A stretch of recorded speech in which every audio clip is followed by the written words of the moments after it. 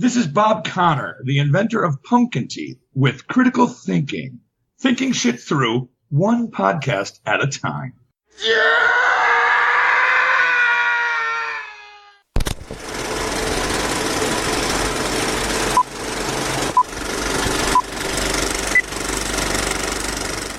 This one I'm looking forward to. I was hoping the film would be a little bit grittier. That's 3D? All. 3D or regular D? He wants a triple D on that bitch. Big ones. In fact, make it 4D. I want to smell it, too.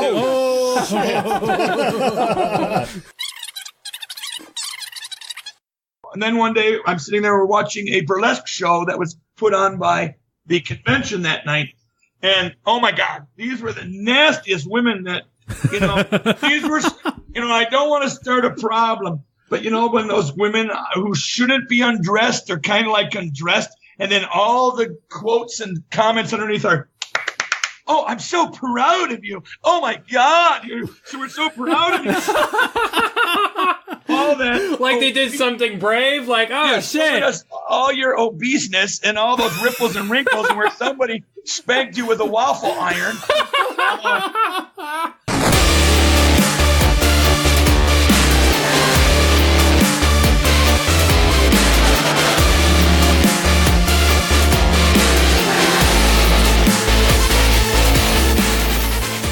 Hello and welcome to another exciting episode of Critical Thinking Podcast. I'm your host, Kyle, along with my co-host, Rick the Rizzo, and our other co-host, Sean. And the other Mexican in the room, Miguel G. And this is a critical look at all things gaming, movies, collectibles, and so much more. Hola, primos, ¿cómo estás? I'm back in the house. This is your host, Miguel Garza, with the Irishman and the other Mexican, I think. Yes, Rick. No. According to the lady, the taco place is Rack. Rack. Yeah. She can't spell my name. How do you not spell Rick? Rack. I guess because she was looking as Rack. I don't know. And also, special guest today, we have Bob Connor from Mr. Pumpkin Teeth himself. How you doing, Bob? Hey, good. I'm here.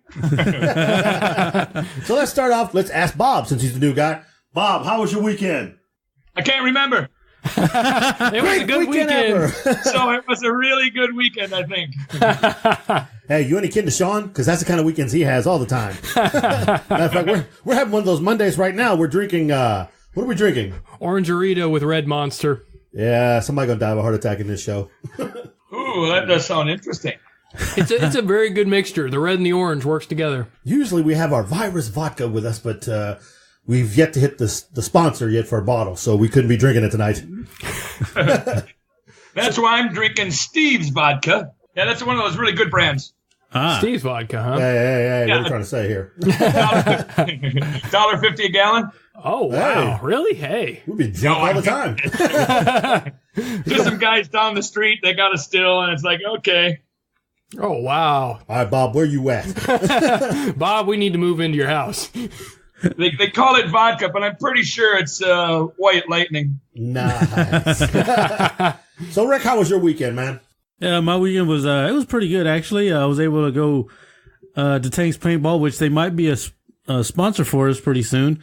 We got to go see them. My nephews got to go play paintball and everything. I didn't get a chance to play because I hurt my foot, but I'm a lot better now. It was my nephew's birthday, so it was a pretty good weekend. Rick was saving a dog that almost got hit by a car. Really? And that's how he injured his ankle.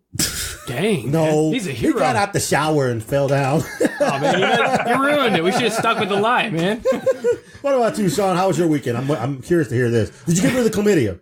Oh yeah. I'm well over that. Sure. Okay, good. No, but I actually spent a lot of time, souping some stuff up with all our social media. Got a lot of things interconnected with some advanced scripting. Yeah, you did. That was some fun stuff. I spent a lot of time on it. There's a website and there's an app, and it's called IFTTT. That's 3 T's. And you can just do all kinds of ridiculous automation with your social media and apps and all kinds of stuff, so that you don't have to manage anything. Miguel's about to throw some stuff right Go ahead. now. I was thinking 3 titties.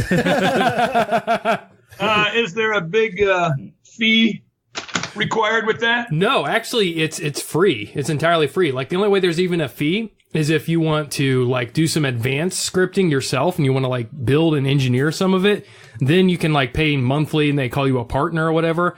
But there's already so much already made in the community, and it's completely free. So you can get the app and you can run it off of your browser, and it allows all kinds of integration across Windows and Android and all sorts of apps. It's a lot of fun because it's so easy to work with. And like I was telling Sean, you have to be careful with that because you don't want to do too much, because then the Twitters and the Instagrams will get on you and they lock you out. Yeah, I mean, you could get them pissed off. Like if you had it where it was messaging like 50 times a day or something like that automatically. But, you know, you just got to follow the rules. I'm still going to get a picture of Rick out there naked and something. Just having No. See, and that makes me wonder then, how do these companies get away with the third-party advertising? You got a point there. I guess it's because it's their company. They can do whatever they want. It's just the rest of us that have to follow the rules. Okay, so me being Pumpkin Teeth in a company, that means I can bite beyond the rules? I mean, if you had your own social media network, yeah, I guess. Well, I have a social media page, but I don't know about a network. Did you get the pun? Bite. Yeah. Oh, there you go. Oh, he's got the marketing hook there. Okay. He's working it hard, boy. Well, let's continue on with our box office numbers, because I definitely want to get into an interview with Bob here down the road, because I got a lot of interesting things I want to say. But go ahead, Sean, you break out the numbers. Okay, so our box office numbers. So sponsored by Uncanny Comics, this week we're looking at Blade Runner 2049, weekend grossing at $32 million, and total grossing, you know, since it's the same week it's in, is $32 million. Its budget was at $150, so it's not doing so hot for the budget. I guess they expected people expected this to like hit that 100 million mark right off the bat. I know Rick wanted to see it. We all wanted to see it. Rick was actually going to take me. I was just exhausted, but people have been shitting on it. What else came out at the same time, too? Oh, yeah, you got a point there. My Little Pony? My Little Pony fucked him up, man. The ponies beat Harrison Ford. No way they didn't. No, but Blade Runner was number one. It just still didn't. Nobody wanted to go see it, I guess. Yeah, I don't know. It's weird. Maybe it's just bad timing. Do you consider 32 million a bad thing? Well, if you're losing 80, yeah. Yeah.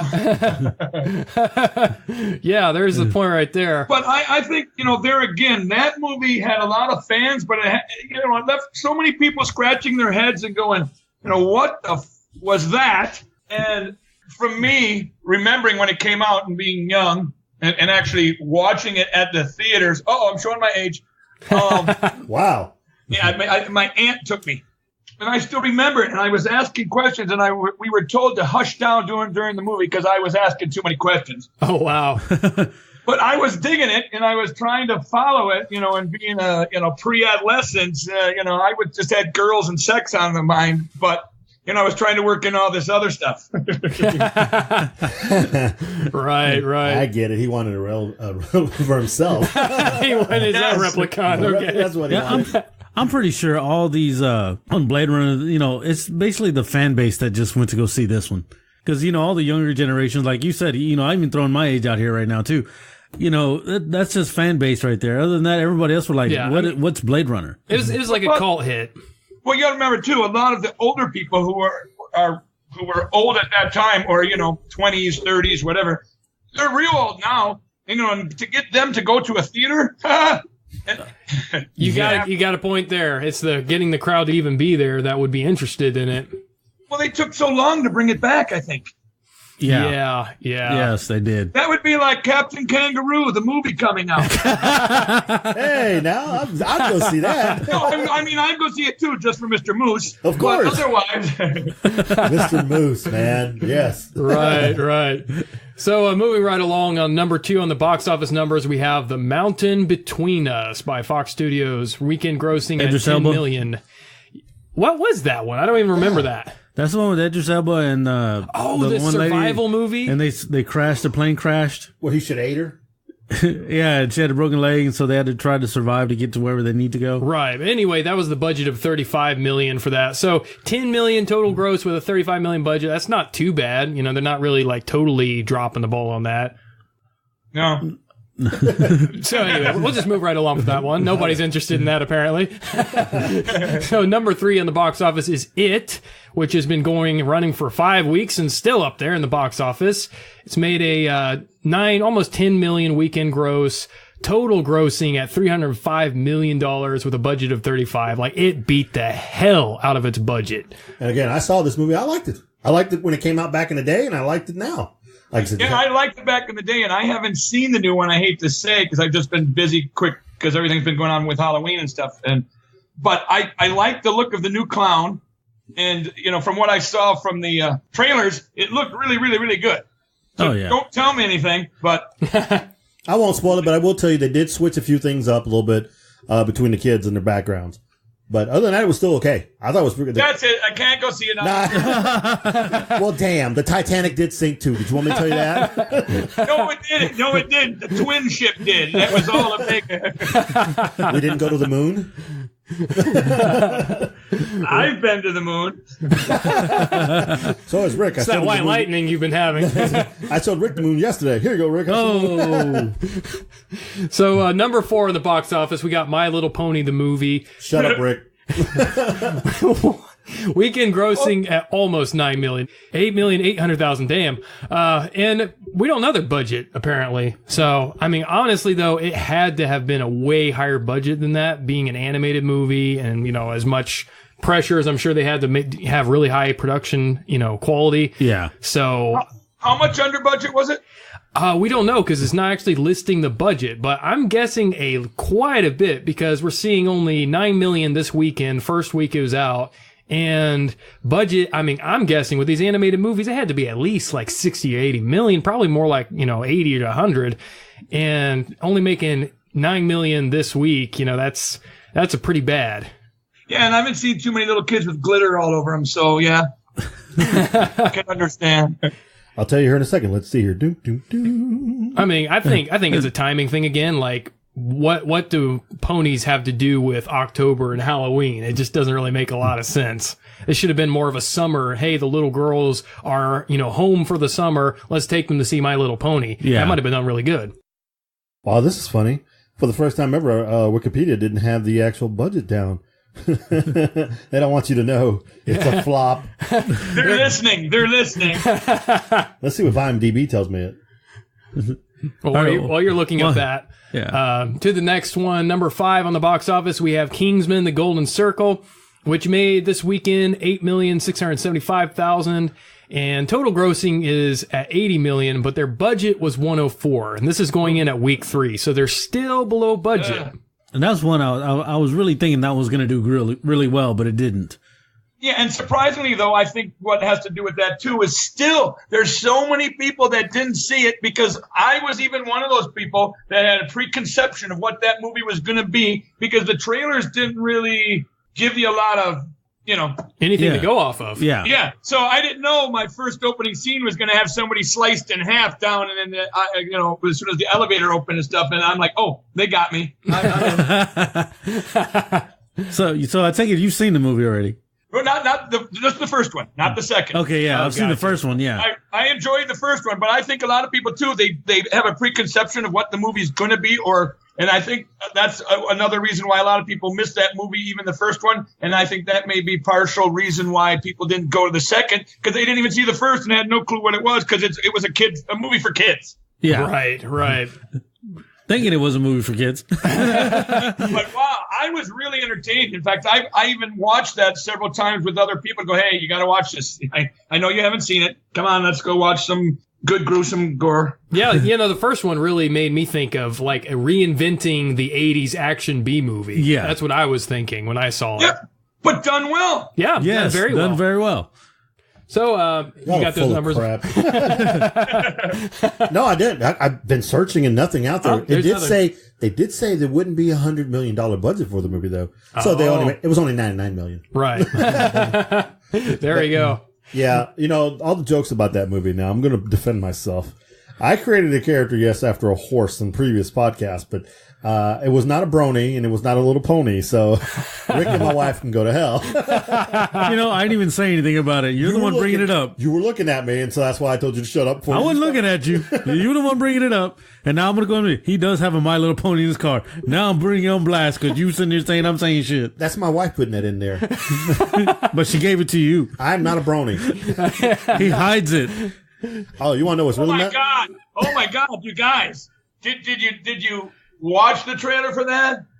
Yeah, we saw the trailer for that. Because I'm reading the specs here on it, and oh boy, I almost want to go see it because it's like a dark force threatens Ponyville, and the main six embark on an unforgettable journey beyond Esqueria, where they meet new friends and exciting challenges on a quest to use the magic of friendship to save their home. Oh. That's got to be their darkest story ever. 34% popularity out of 100 for their Metascore. Oh, my God. That's terrible. That's horrible. I feel sorry for them. I'd rather see the Care Bears. Mike's in there wants to after. No, actually, you want to look for Scare Bears now. That's the one that's it. Really? Scare Bears, huh? Well, actually, it's a company, and they make teddy bears and little fuzzy, cute animals, and they just happen to use pumpkin teeth. Okay. Little plug. And then they make little creatures, and they're called Scare Bears, like Care Bears. Nice. I like usually dropping the lines for the guy on the show, but let's cut him off. He's just dropping 2 plugs for himself. So that's pretty much it for the box office numbers. We'll move right along. Brought to you by Uncanny Comics, Joseph Cano, for your comic book needs. It's Kano. Oh, that's right. Fight. But anyway. Canoe. No, that's Canuck, fool. Alabadoo, Canuck. Are you not an Aggie? No. Shame. I was like, all right, we're going to move along, going right into trailer talk, which we usually have. We have our little country accent coming in there with the trailer talk here, and we have a banjo that plays, but our normal person that played the banjo is not here today. Yeah, his tongue is falling apart. I don't know what that means. But there's no zombie virus involved. I'm going to let you... He's out. Isn't he out for a canoe ride? Clearly he was licking the... Wait a minute. Oh. Ah!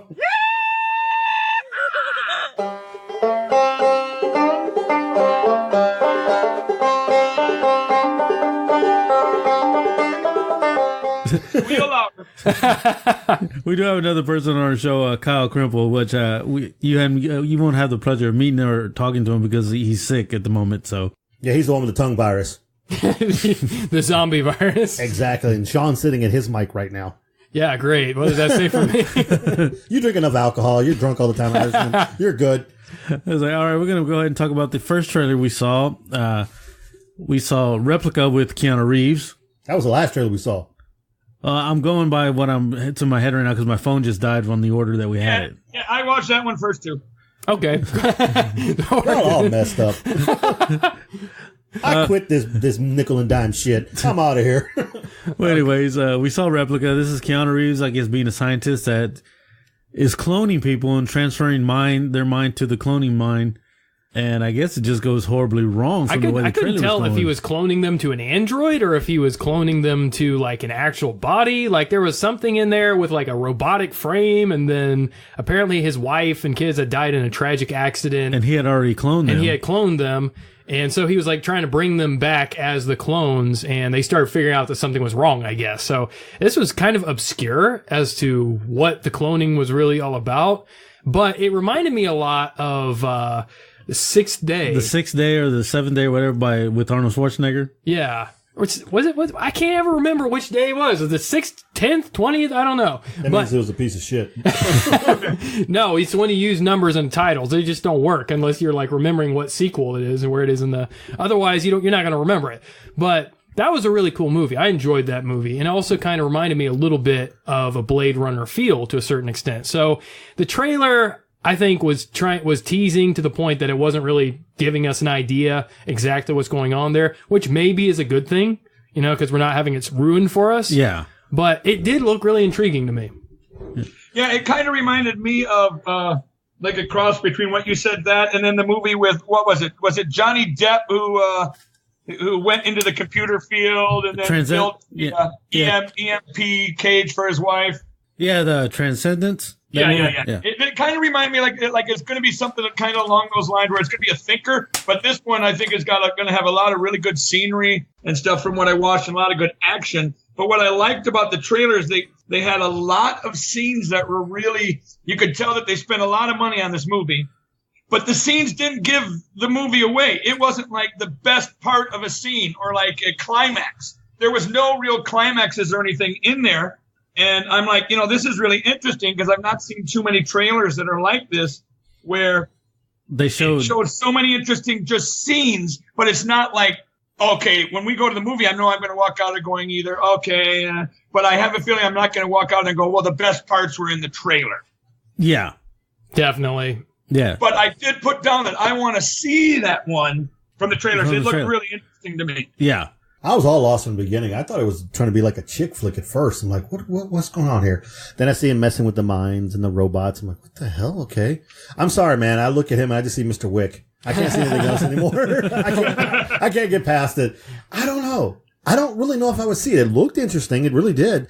I'm trying to figure out what's going to go bad. Are they going to the robot's going to wake up and go blah, blah, blah and start cutting people or nothing? I mean, what are we looking at here? I don't know. I think that's where it's going to go. I think it's going to go that way. I think it's going to be dark. Because dark is in. Only our love can save the day.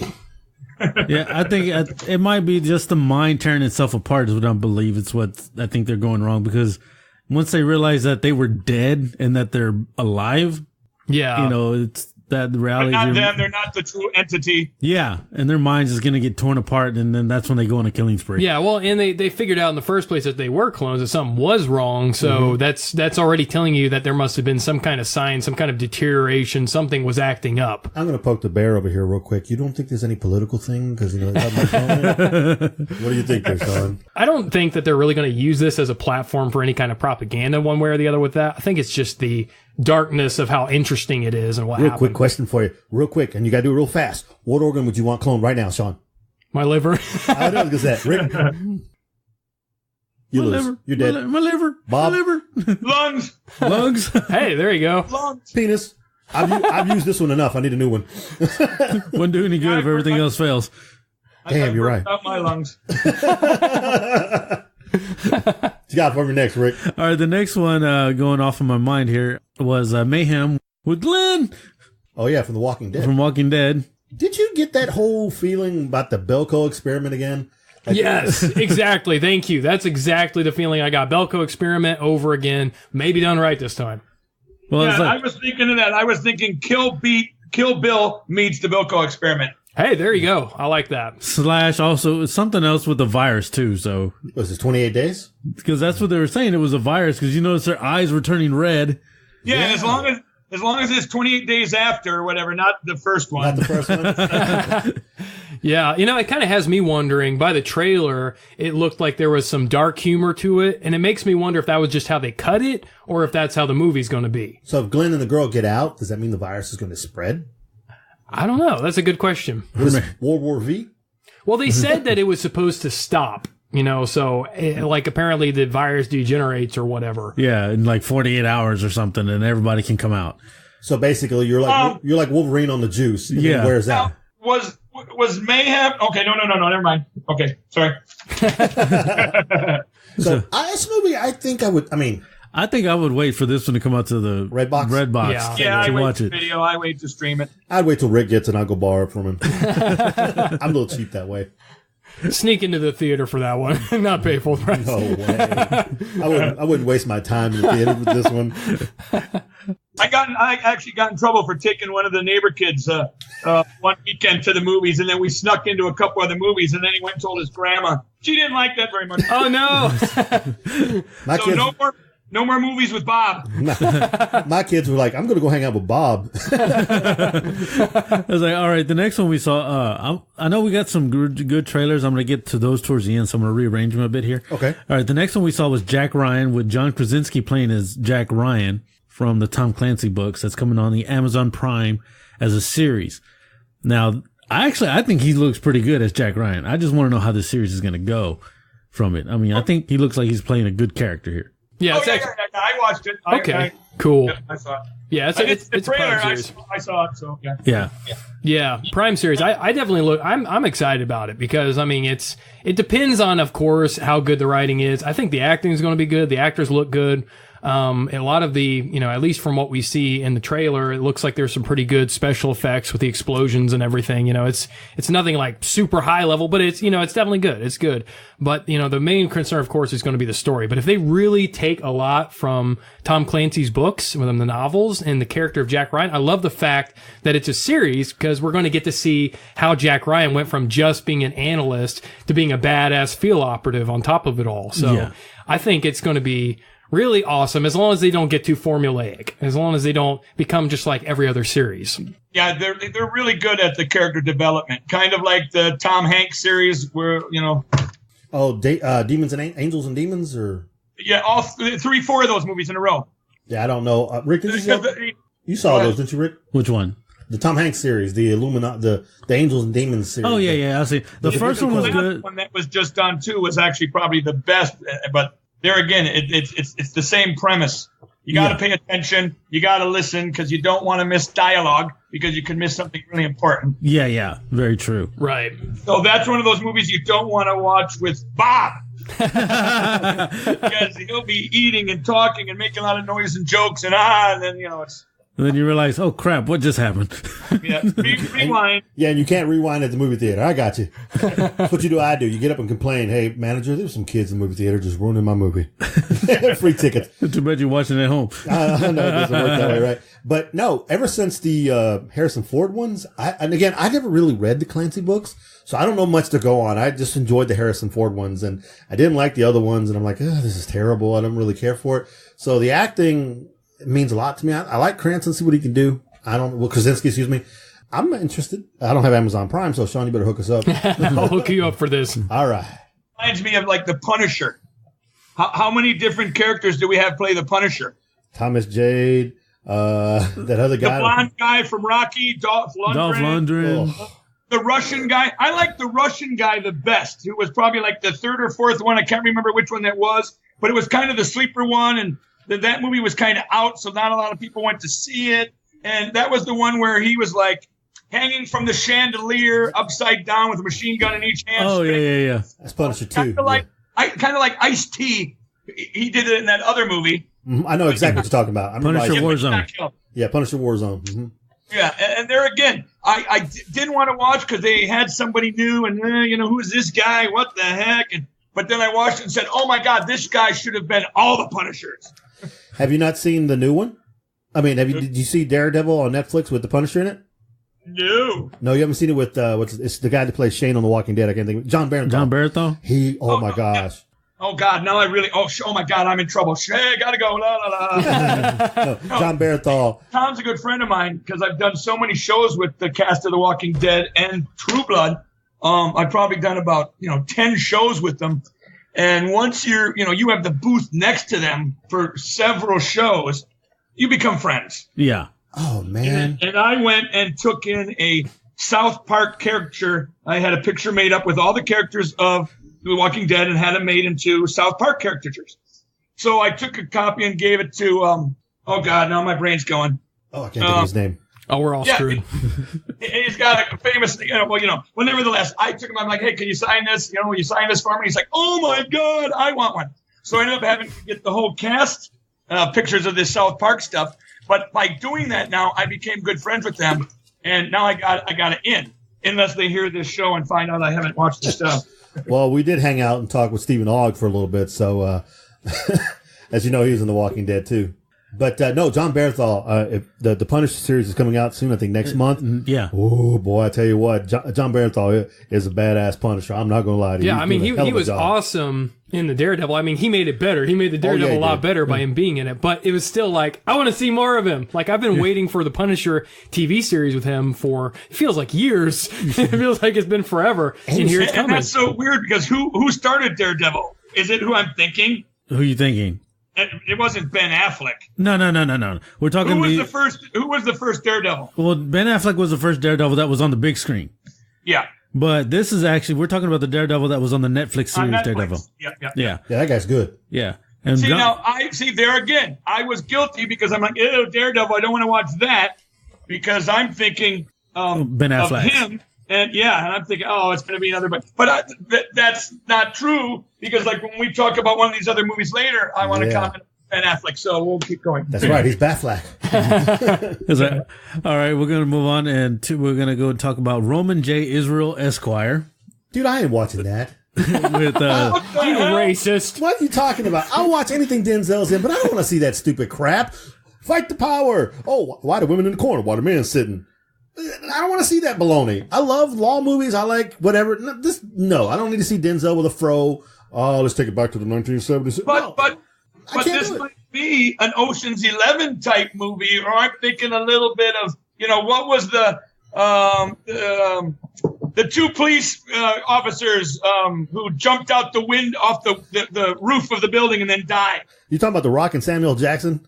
Yeah. And the other brothers? the other guys. The other guys with Will Ferrell and Mark Wahlberg. Yeah. Yeah, where they're the partners, and they would just... I think it might be that way, because there were so many little sections that were comedy. It's hard to... I don't know. I gotta agree. The fro put me off. I see Denzel though. The thing is, when I see Denzel, I don't see comedy. I see serious. I can't.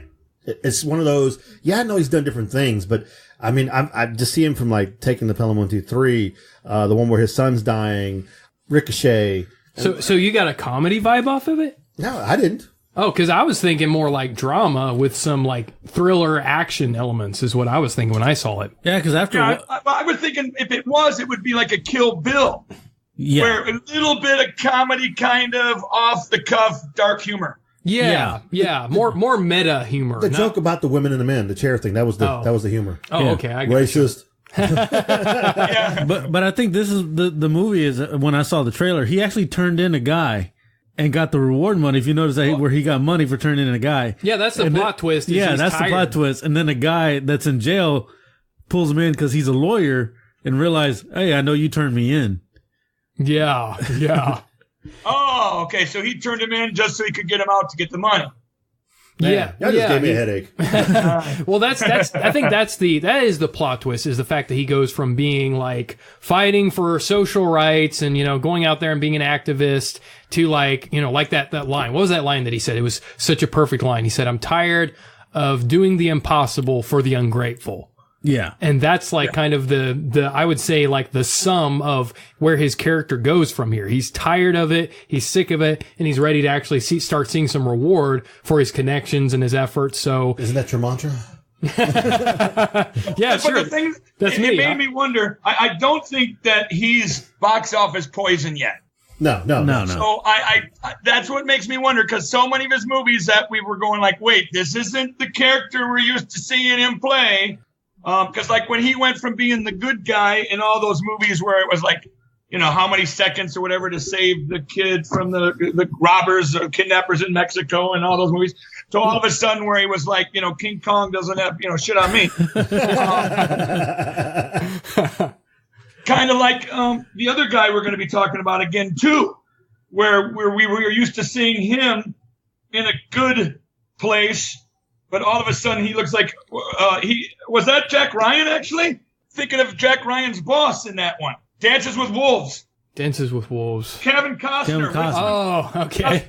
So Kevin Costner is going to be in there, and he's been good, because he was the good guy, and then he was good as a bad guy in a couple of those movies.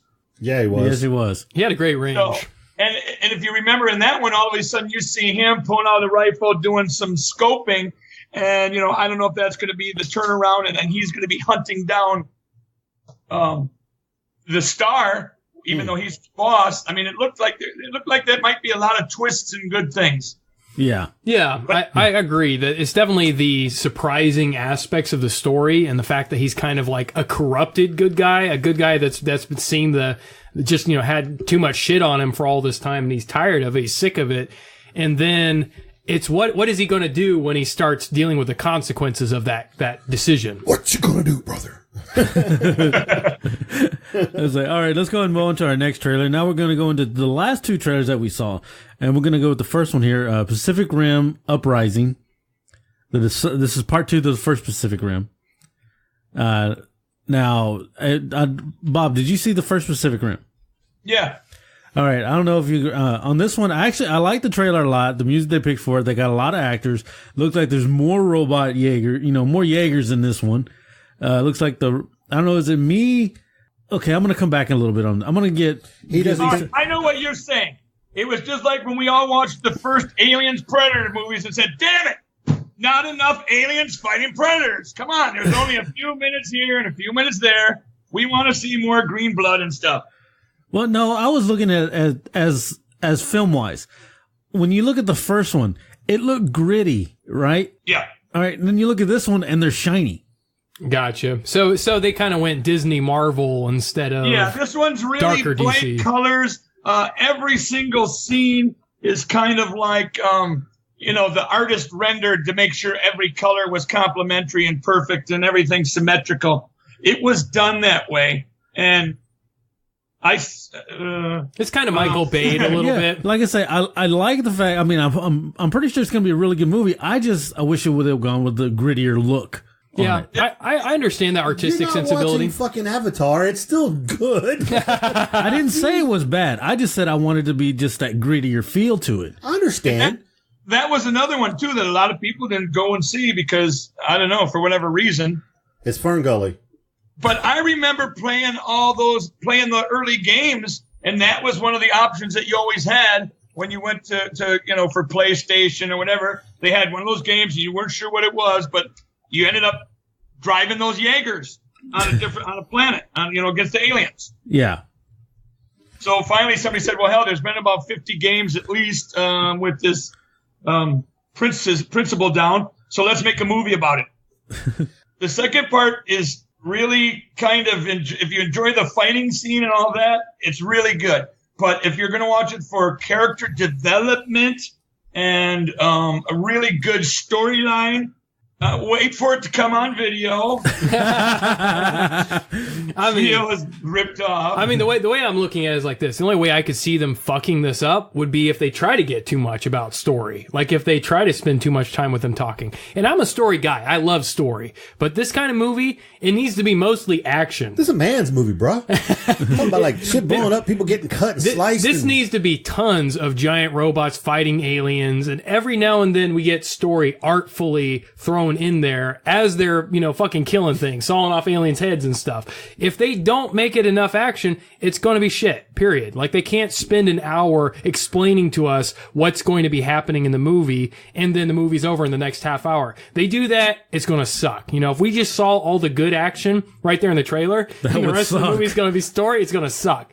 But I'm hoping that they're not going to do that. I'm betting against that. Come on, man. But one thing they really do well in the second movie is they've got scale down, so you really get the impression of large and huge with these robots and these monsters in this one. Yeah, and comparison in buildings and stuff. So they did a lot more with like using really small micro cameras and all kinds of different stuff to get the larger aspect and to get that across and to convey that. And I think they did that a lot more in the second one that they didn't get to do as much in the first.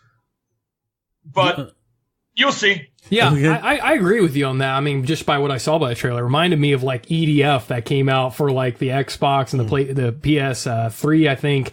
It was really, even though it was a goofy arcade kind of game, the giant bugs and whatnot really did seem huge. It really did feel like you were a little person fighting these massive aliens. Yeah, and like what made Independence Day? The big giant shadows and stuff just coming across the monuments and the huge things to give you the scope of scale. Yeah. All right, Miguel. We don't talk about that second shitty Independence Day. Hey, I was talking about the first one. Okay, I love the first one. Hey, when is this movie coming out? Pacific Rim. The new one. Do we know? 2019, 2020, 18? What are we looking at? I gotta look it up. We don't know. Anyway, the point I was going to make was, how does this work with the Godzilla films coming out? Do you think it helps them? Think it hurts them? Because remember, they wanted to try to cross them over. What do you think? How many standoffs can they have, to keep it going? Because that's what they would have to do on the first one, because they can't just kill Godzilla off in the first one, because then that's it. Yeah, you got a point there. But maybe they'll bring on Mothra. Oh, God. Well, Mothra, Rodan, and King Ghidorah are supposed to be in the next Godzilla, the Monster Island. And then the last one after that is Kong versus Godzilla, which is the one I'm really waiting for.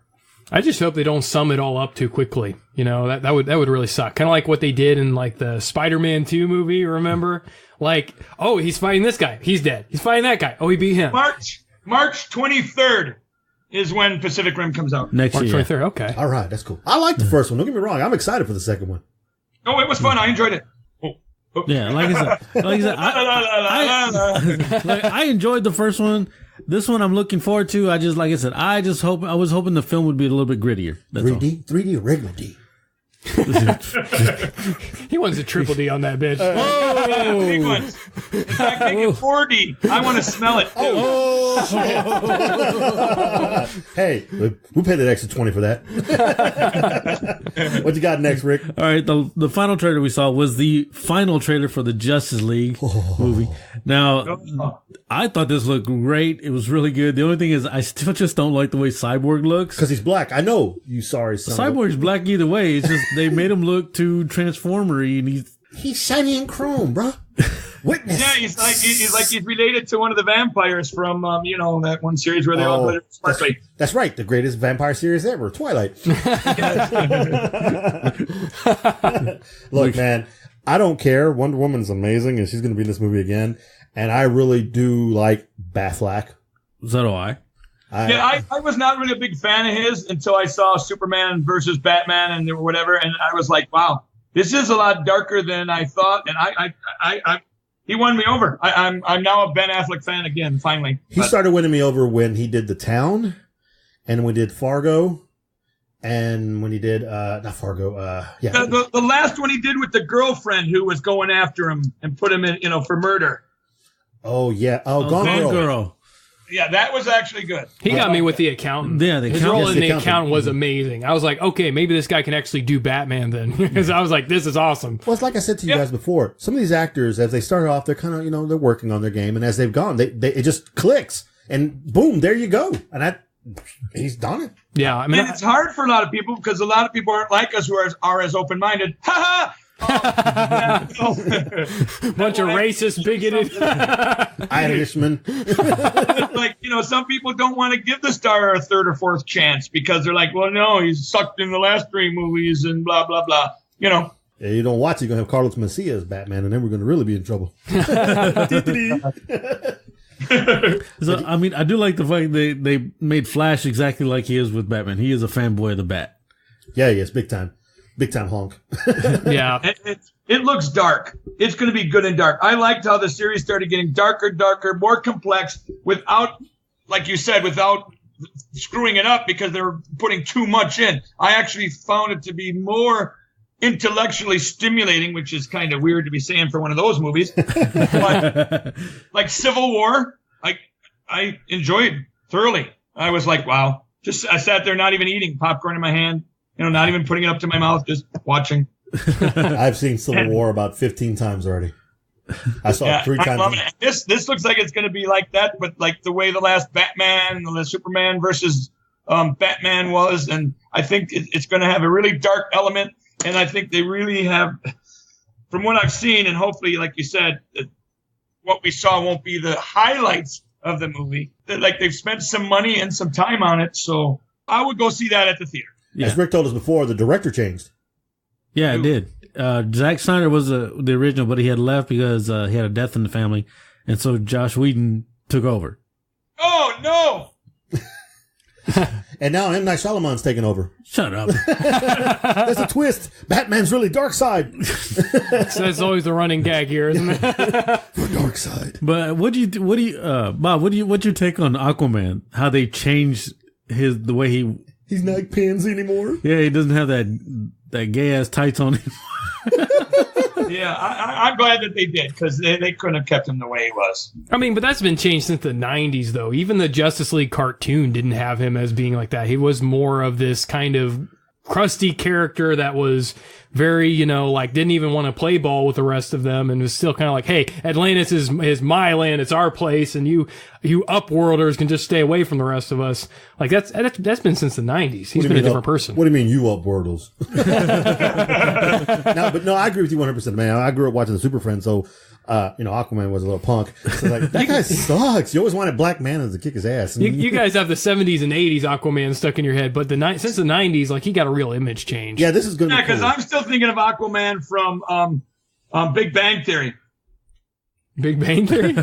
Oh. Yeah, when Raj is dressed up as Aquaman and his little horsey. Oh, yes. Oh, God. His little seahorse. Oh, yes. That was funny. How about the time those idiots all dressed up as the Flash? That was good. I love that show. Yeah. Well, that's all of our trailers. Yahoo! So we're done with trailer talk. I have a little bit of news, but we're going to go and jump into the interview with you, Bob. Uh-oh. Uh-oh, we're going to start grilling you, Bob. All right, go ahead, Miguel. What you got? All right, Bob. So go ahead before we even start. You want to give us the origin. How did pumpkin teeth become? Oh, my God. It's kind of an embarrassing story, but I was in a pumpkin carving contest, and I was working on doing one of those giant, 800-pound pumpkins, and I was doing an alien pumpkin, and I was probably on my 100th or so tooth, 200 teeth, the last few teeth left, and I accidentally cut them off. So I stuck them back on with a toothpick. And then during the contest, they probably had walked by 6 or 7 pumpkins already. And all of a sudden they're coming up to mine and they're like, oh my God, look at this, aliens. Oh my God, is this cool? Oh my God, aliens. Wait, what's that? Wait, did your teeth, did you have some teeth break off here? I'm like, yeah. And you put them back on or something? I said, yeah, I put a toothpick and stuck it back in. And they go, you didn't recarve it? And I'm thinking about the 6-8 hours I had into the thing. And I'm like, no. And so they just went, oh, and walked away. Well, I didn't win the big thousands of dollar prize. And it made me go home and go, is there such a thing as freaking pumpkin teeth? Because I don't ever want to cut a pumpkin tooth again. So I did a patent search, did the Google patent search. Then I went on to the United States Patent and Trade Office and then did a patent search there. And then I went and got a patent attorney, see what I needed to do to, start a business, get things going. Then I had to, get a hold of people in China because trying to manufacture in America was just ridiculous. And I would have had to sell them for like $5 a tooth. And that wasn't going to go over too well here. How did you have the background to know how to do all of that? Did you have like a friend, or was this all like from ground zero? You never knew anything about the patents before that? I had to kind of learn about it. And the funny thing is, there's so many like simple things. And I was tempted of almost starting my own little business because I see these crappy invent help and other type of companies. One of them actually was called American Inventors Corp. Is that the one with George Foreman? I utilized them for years ago. I invented a truck bed liner that you could it had a grid system to it, and you could put in different partitions. So you could put little walls in, or you could put in like 2 or 3 tier shelves. You could put in dog kennels, and you could lock them into the grid, into the pattern on the floor. And then spray on bread liners came out, and then that was just not monetarily feasible. Oh, gotcha. But I ended up spending all this money to have these guys have me get a patent. And here's the thing, and for any of your listeners and everybody, I'm going to save everybody listening thousands and thousands of dollars. If you come up with an idea and you like it and you think it's good enough to be patented, go to Google and go to their patent search. Google has a Google patent search, and you can look up and describe and put down what you've invented. You'll be safe. They're not going to steal it, believe me. Then you can go to the USPTO website and you can check there. Now, once you've gone through those 2 steps and you can't find anything that's similar to what you've invented or designed, or even if it is, but it's about 6 degrees of separation from the previous, it can't just be a paper clip that's bent over in half and go, well, now it's like this. No, than that. But once you're done with that, all you got to do is make up a top view drawing, like if you're looking at your item from the top, and put your exact measurements. Then you put a drawing of your side view with measurements, and then you put on the side with numbers each of any component or whatever aspect of whatever your patent is, and then you write up a little blurb of what it does, what it's for, what it can do, and you send the United States Patent Office $150, and you will get a provisional patent, which will be good for 1 year. Now, that gives you, you're protected. If anybody then starts to make your item, you can show them that you have here's the date. I've got it patented right here on this date. And actually, the patent office has it worked out with the post office that the minute you mail it, that postmark on your letter is the actual date and time that your invention will be marked as submitted.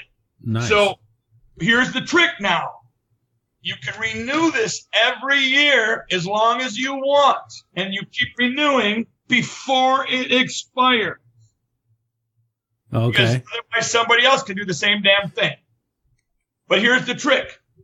Once you're ready to go to market, you have 1 year from the day you go to market to switch that provisional patent over to a utility patent. Now you got to kick out some money, because that's going to be anywhere from $8,000 minimum if you got a small nothing invention to, $30,000. Dang. But in the meantime, you can start patent your idea, get the idea, write a bunch of emails to Shark Tank, tell them that you already have a patent idea, and Right. Get all the marketing going. Yep. Because I went and stupidly paid like a company, like one of these ones, like $8,000 to do that for me, to give me a patent, to do all this stuff. Well, 4 years later, I get a check in the mail from the United States Trade Commission, because in the same time I get that check, my friends are like, hey, turn on ABC right now. And there it's like 60 Minutes or somebody, and they're doing this report on this American inventors, or now they're called Davidson something. They keep changing their name because they keep getting in trouble. So it was like Davidson 39. Now it's Davidson and Company, or Davidson something, but they keep changing their names. Well, I got back about $800 of my $8,000 because they were caught basically a fraud, because Wow. they weren't putting anybody's products on markets or in stores like they say. So that's why I'm telling you and anybody listening, don't do that. You can save your own butt, write it all down, have it all legal, and you just keep patenting it until you find an investor, or until you have enough money to bring it to market. Right. That's great advice. I'm sure that there's a lot of people, anybody that is interested in actually trying to get their own stuff out there. That's very important to know that. And they don't know that. And then all of a sudden, everybody's under a time crunch, and you're putting yourself under all kinds of undue stress. You're like, oh my God, I got to get this done before somebody steals my idea. And that's the thing. All you got to do is fill out that $150 utility patent, and you got it for a year. And you can change and, keep working on it and, developing it further. And you can make adjustments for your next one, and then do your next utility patent and keep doing it till you're ready. So that's one of those things that are so applicable, that are those first step kinds of things that you only really know if you're in the industry, if you started to try to do this yourself. For some reason, this kind of stuff that's actionable never gets in the books, never gets on the YouTube videos. They don't want you to know.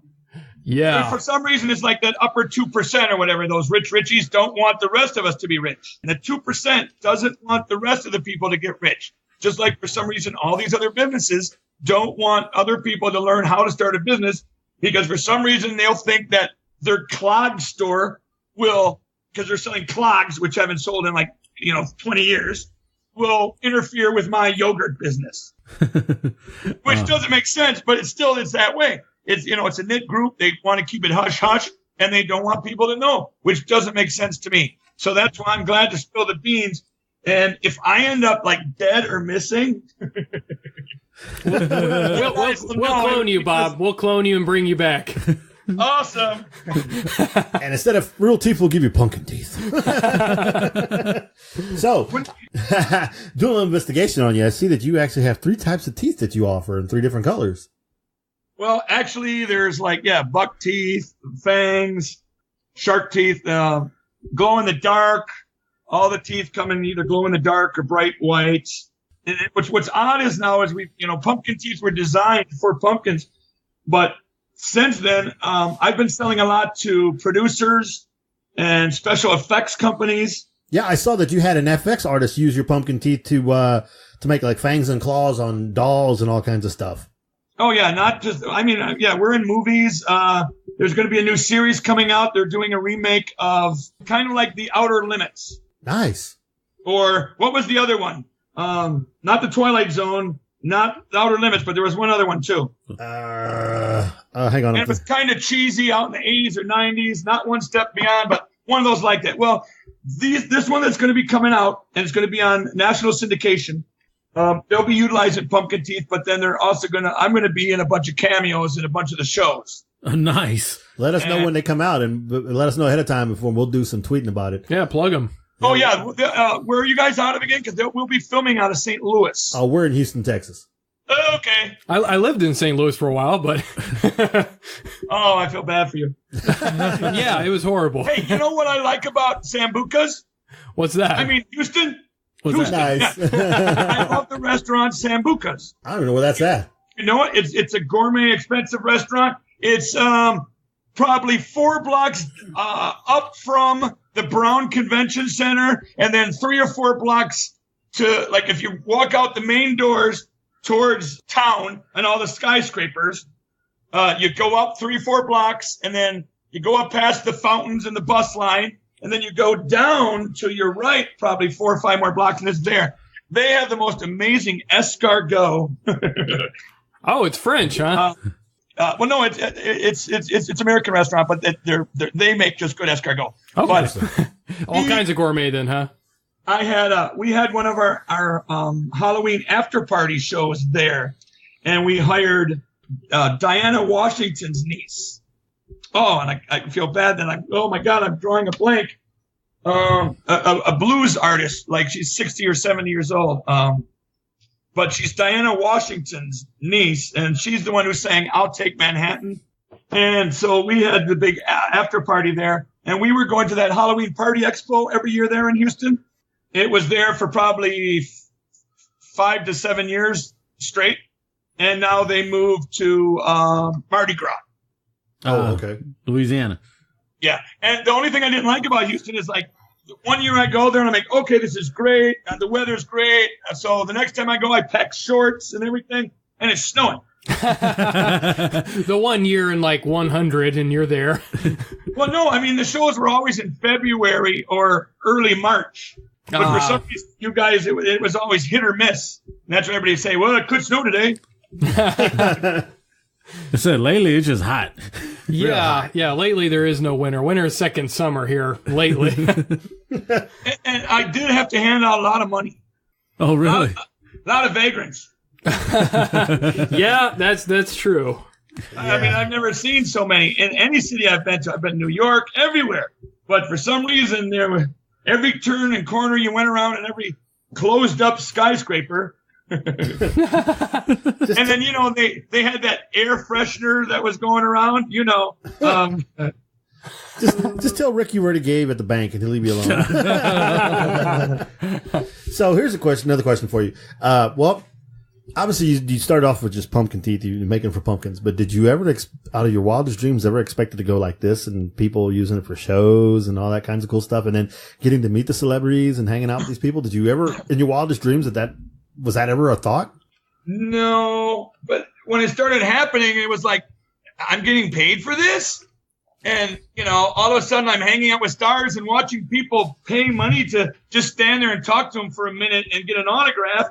And the next thing I'm hanging out with them, having dinner, riding in their limos, partying with them, you know, and like, hey, can I get a picture? And then they go, okay. And then, you know, get some pictures and like, hey, can I get an autograph? And okay, here, we'll autograph something for you. It's just really nice. And then after a while, all of a sudden you start being in the family. And the weirdest thing is when I started getting Halloween calls. Really? like Doug Jones is a good friend of mine. He was the underwater guy. He was Abe Lincoln or whatever in Hellboy. Okay. Oh, okay. yeah. He was also the Silver Surfer. Yes. Yeah. He was in Pan's Labyrinth. Yeah, he was. And he's now in Star Trek Discovery or whatever the new one is.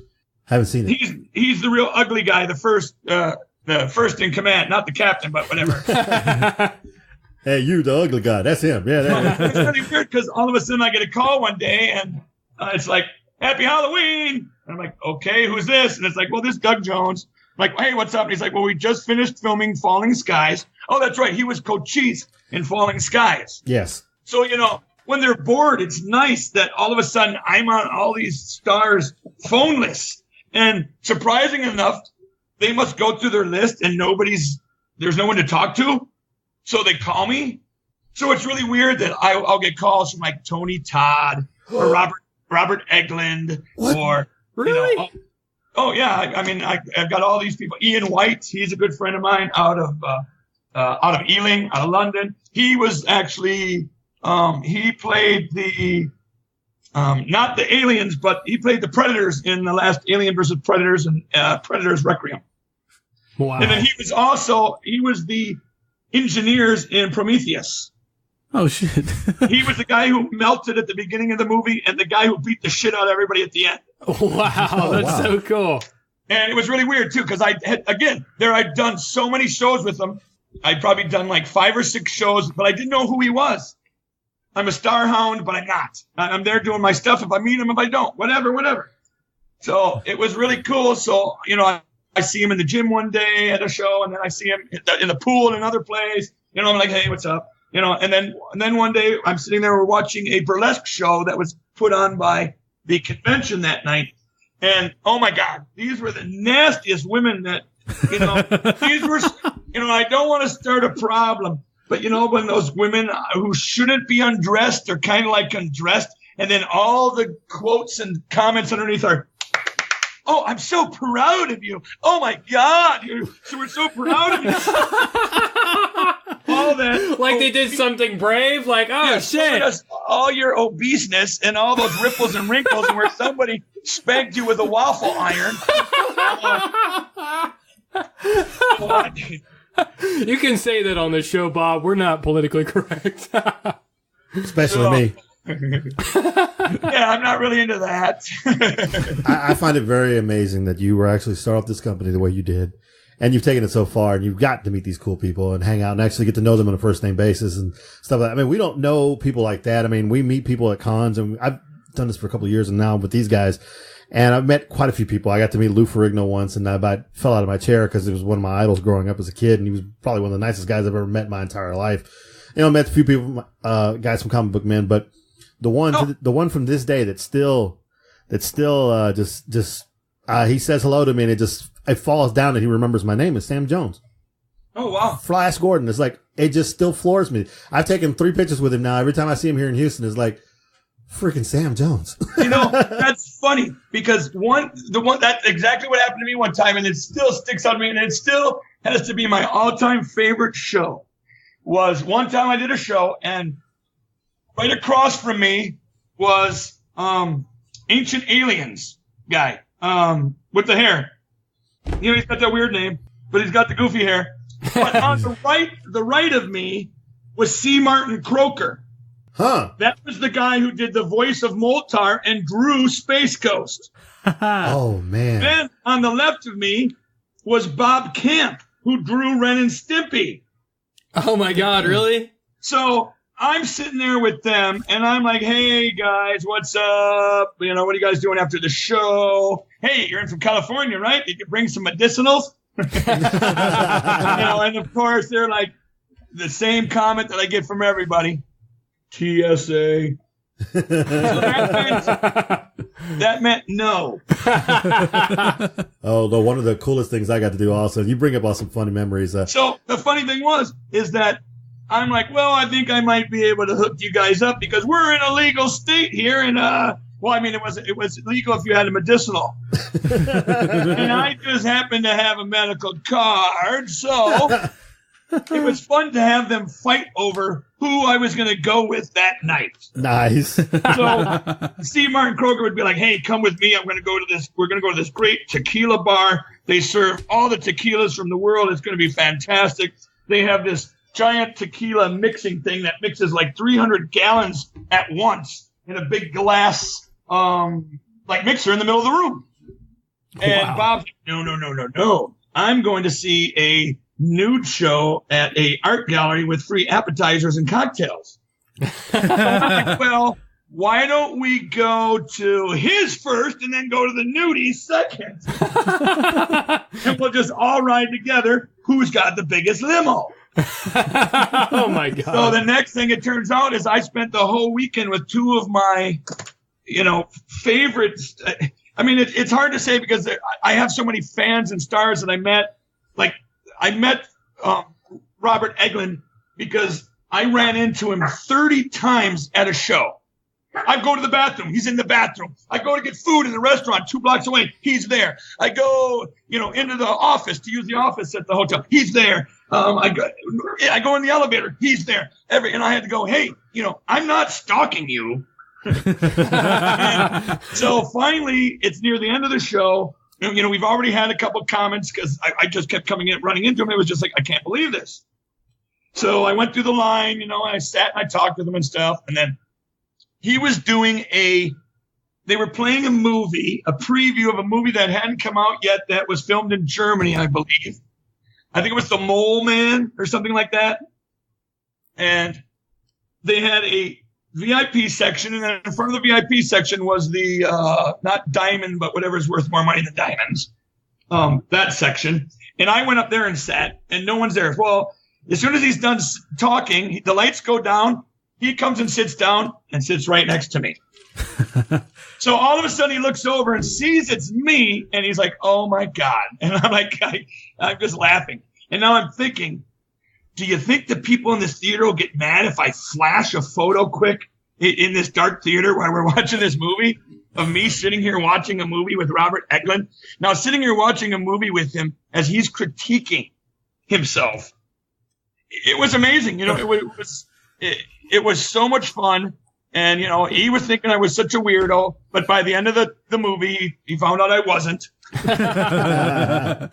But like you said, there's been so many good and great times, but then there's also, the knockoffs and having to write the letters of cease and desist. And, because right now I've got like probably 3 different companies trying to knock me off. Wow. So would you agree to that famous quote, "Mo money, mo problems"? Well, I don't know yet, because I think if I had more money, I wouldn't have problems. But, I have more money than I have before, because it's like, like just last week, I just went out and bought myself a nice DR 650S Suzuki dirt bike. Oh, nice. It's a highway, you can ride out the road, but it's still a dirt bike too. Because I just found out where I live, within a couple of miles, there's like 50 miles or more of ATV and all these trails. Oh, that would be fun. I think I'm doing a Superman. I moved out to the country. So, I live near a river, and I'm like out in the country now. And it's kind of weird because I'm 29 miles from the city, but it still takes me an hour to get there. Oh, you live in Houston. So you're out in Wisconsin, right? Yep.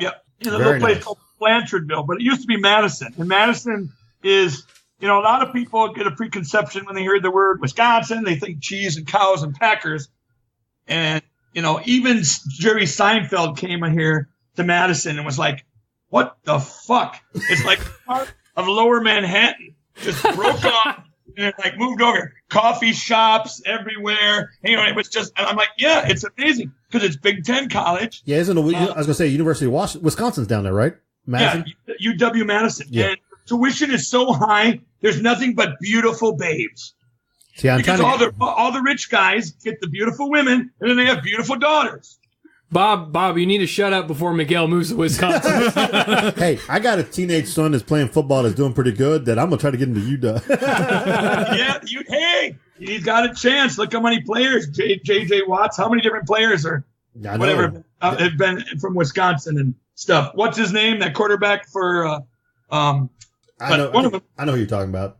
But no, yeah, J.J. Watt's considered a hero down here, a different type of person. The women love him to death. He got hurt pretty good the other night. Yeah, he did. Yeah, and I was watching that. I was like, oh, it's pretty rough. So, he's going to get a lot of flowers and letters, I'm sure. Of course, and nudies and whatever they send in. So what do girls send? Do they send tit pics, or is it just a crotch shot too? Depends, I guess. I don't know. I don't get in those pictures anymore. No, I know. But I mean, we always hear about guys sending dick pics. Well, don't girls send a coochie shot ever?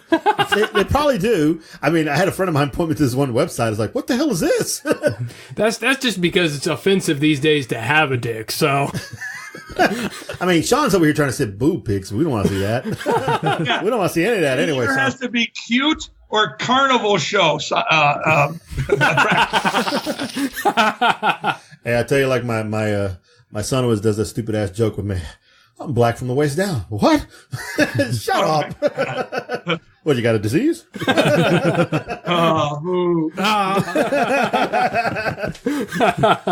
So with, I know you used to do these, you go to like Pumpkin Patch Farms and stuff like that and a few other things. Do you go to like big cons now? I mean, have you tried making it to any cons, any shows? Like, because you mentioned Houston. Down here in Houston, we have Comicpalooza, and now we're going to have the Fandemic tour that's going to come out next year. It's pretty big cons, and a lot of people, a lot of traffic, and people really dress up doon here a lot in scary costumes and everything else. And I think well, that's the thing. That's the thing. As long as it depends on what the con is. Because if it's like Comic-Con, I'm screwed.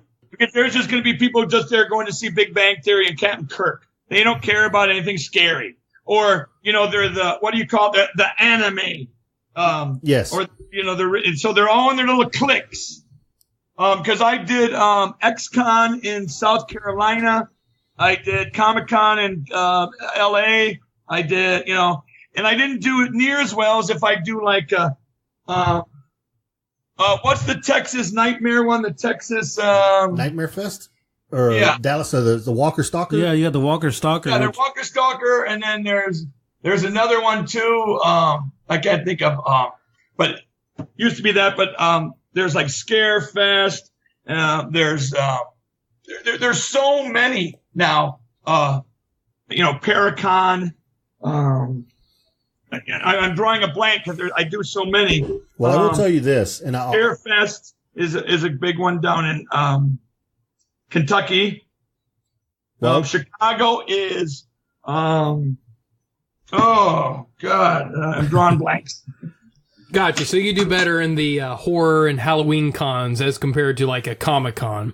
Oh yeah, because if everybody there is into scary stuff, well hell. Well, this one is right down their alleys. And besides that, we fit people with fangs. So if I'm like, say I'm with, or the booth next to me is The Walking Dead, I'm going to be fitting people with zombie teeth. Well, here's what I was trying to tell you. The Fandemic tour is a tour that was coming to Houston this year. They were going to do a big show, and we got press passes. As a matter of fact, we were going to be like, I don't know, like some kind of big con. They're doing a lot of stuff for them and promoting everything else. It's for 4 of us. So we were going to have our guy come down with his big camera and everything. But they had to move it back, and they moved it back to like October of 2018. But these people got all the Walking Dead people coming. So, that's something you may want to look into, the Fandemic tour. If they have those guys, most of those guys now, I mean, It might be a good con for you. I mean, that's October 2018. It's the Fandemic tour. They're on Twitter. They're really cool. Fandemic. Yeah, Fandemic. I will send you a picture of it here in a minute. But those guys are pretty nice when we talk to them, and like they were really cool. They're ready to do things with us, and so something you might want to look into. Hopefully, you can make it down here, and then we can hang out. That'd be great. Like then you can make us hang out with the other guys. Like yes, we're your entourage. We're your clinger honors. Yeah, one could be my sound man, and the other guy could be our cameraman. There we go. Who's the bag man? The bag. Who's carrying all the bags? I'll just be the protection. Yeah, who's gonna be beating the drifters off? Get off him! He ain't got no money. have some teeth. It's just funny because Days of the Dead. That's the one I'm thinking of. Uh-huh. And then Texas Frightmare, always. That's the one, Texas Frightmare. Well, you definitely have to let us know when you come down here, because we would definitely be glad to to come out of whatever con, because we try to get press passes to whatever cons, whatever's going on. We plan on going out to a lot more next year. Yeah, maybe we could have you in the studio too. Yeah, that'd be pretty sweet. And we would definitely like to come out and visit, hang with you, and do whatever we can to help promote you as well. We have no problem with doing that at all. We do what we can. Yeah, and I can hook you up with some guys to do some more interviews and stuff. And I can call like the Booth brothers and some friends of mine. You know them, right, from Sci-Fi? Yes. Sorry, my mouth is just dropping here. That's amazing. They're like really good friends of mine. Yeah, all you got to do is say, do you know the pumpkin teeth guy? And just say it like that. And just watch their expressions and face. Then you got to tell me, too, what they say, you know. Oh, my God. I've lived it's weird because when I'm out and about, it's weird because I'm invited in these little families and circles. And that's the thing. When they take you in, it's like a family. You're like family. Like, I've stayed over, not at hotels, like, at Friends of Tony Todd's and, different stars, they have friends and we stay at their houses rather than staying at hotels and all kinds of stuff. And it's a whole different, then it changes the whole convention. It's not as structured. Yeah. I'm going with them and we're doing what they want and we're going to the little party places or whatever they want to do or the little quiet shanty bars or whatever. So you get to know the actual people instead of just the PR image. Yeah, I get to go to, I'm probably one of the only vendors who ends up 80% of the time when I do shows with green room access because half the stars know me and vouch for me. And they're like, well, he's with me. If they're going to mess with me, no, he's with me. So, and I'm starting to learn how that works. So don't burn bridges. I'm learning and make as many friends as you can in every business that can help your business. Oh, yeah, definitely. But don't take advantage. Like one of the things that's been a problem, all these people I've mentioned who are my friends, I've not been able to say to them, and I'm not hoping that any of them are listening because everybody has stars for something. So I make a point of not asking them and not saying, hey, why don't you invest and be the spokesperson for my company? Because I'm hoping that one of them will come up with the idea on their own. Gotcha. Right. Because everybody does ask them for stuff, and that's probably one of the quickest ways to get put out of a circle. Gotcha. So everybody's always looking for a piece of them, and you're just being friends with them. You're just being legitimate I just with them. become friends, and hey, let's go to dinner. I'll drive. I got the limo here. Come with me. And they're like, cool. And the funny thing is half of them are like, God, I want to be like you. And I'm like, what the hell are you talking about? And they're like, you live like us, but you can go anywhere you want at any given time. And the funny thing is like with Tony Todd and some of those guys, I end up being security. Oh, wow. Well, I'm 6'2", 195 pounds, no fat, and I look like security. So I end up being security.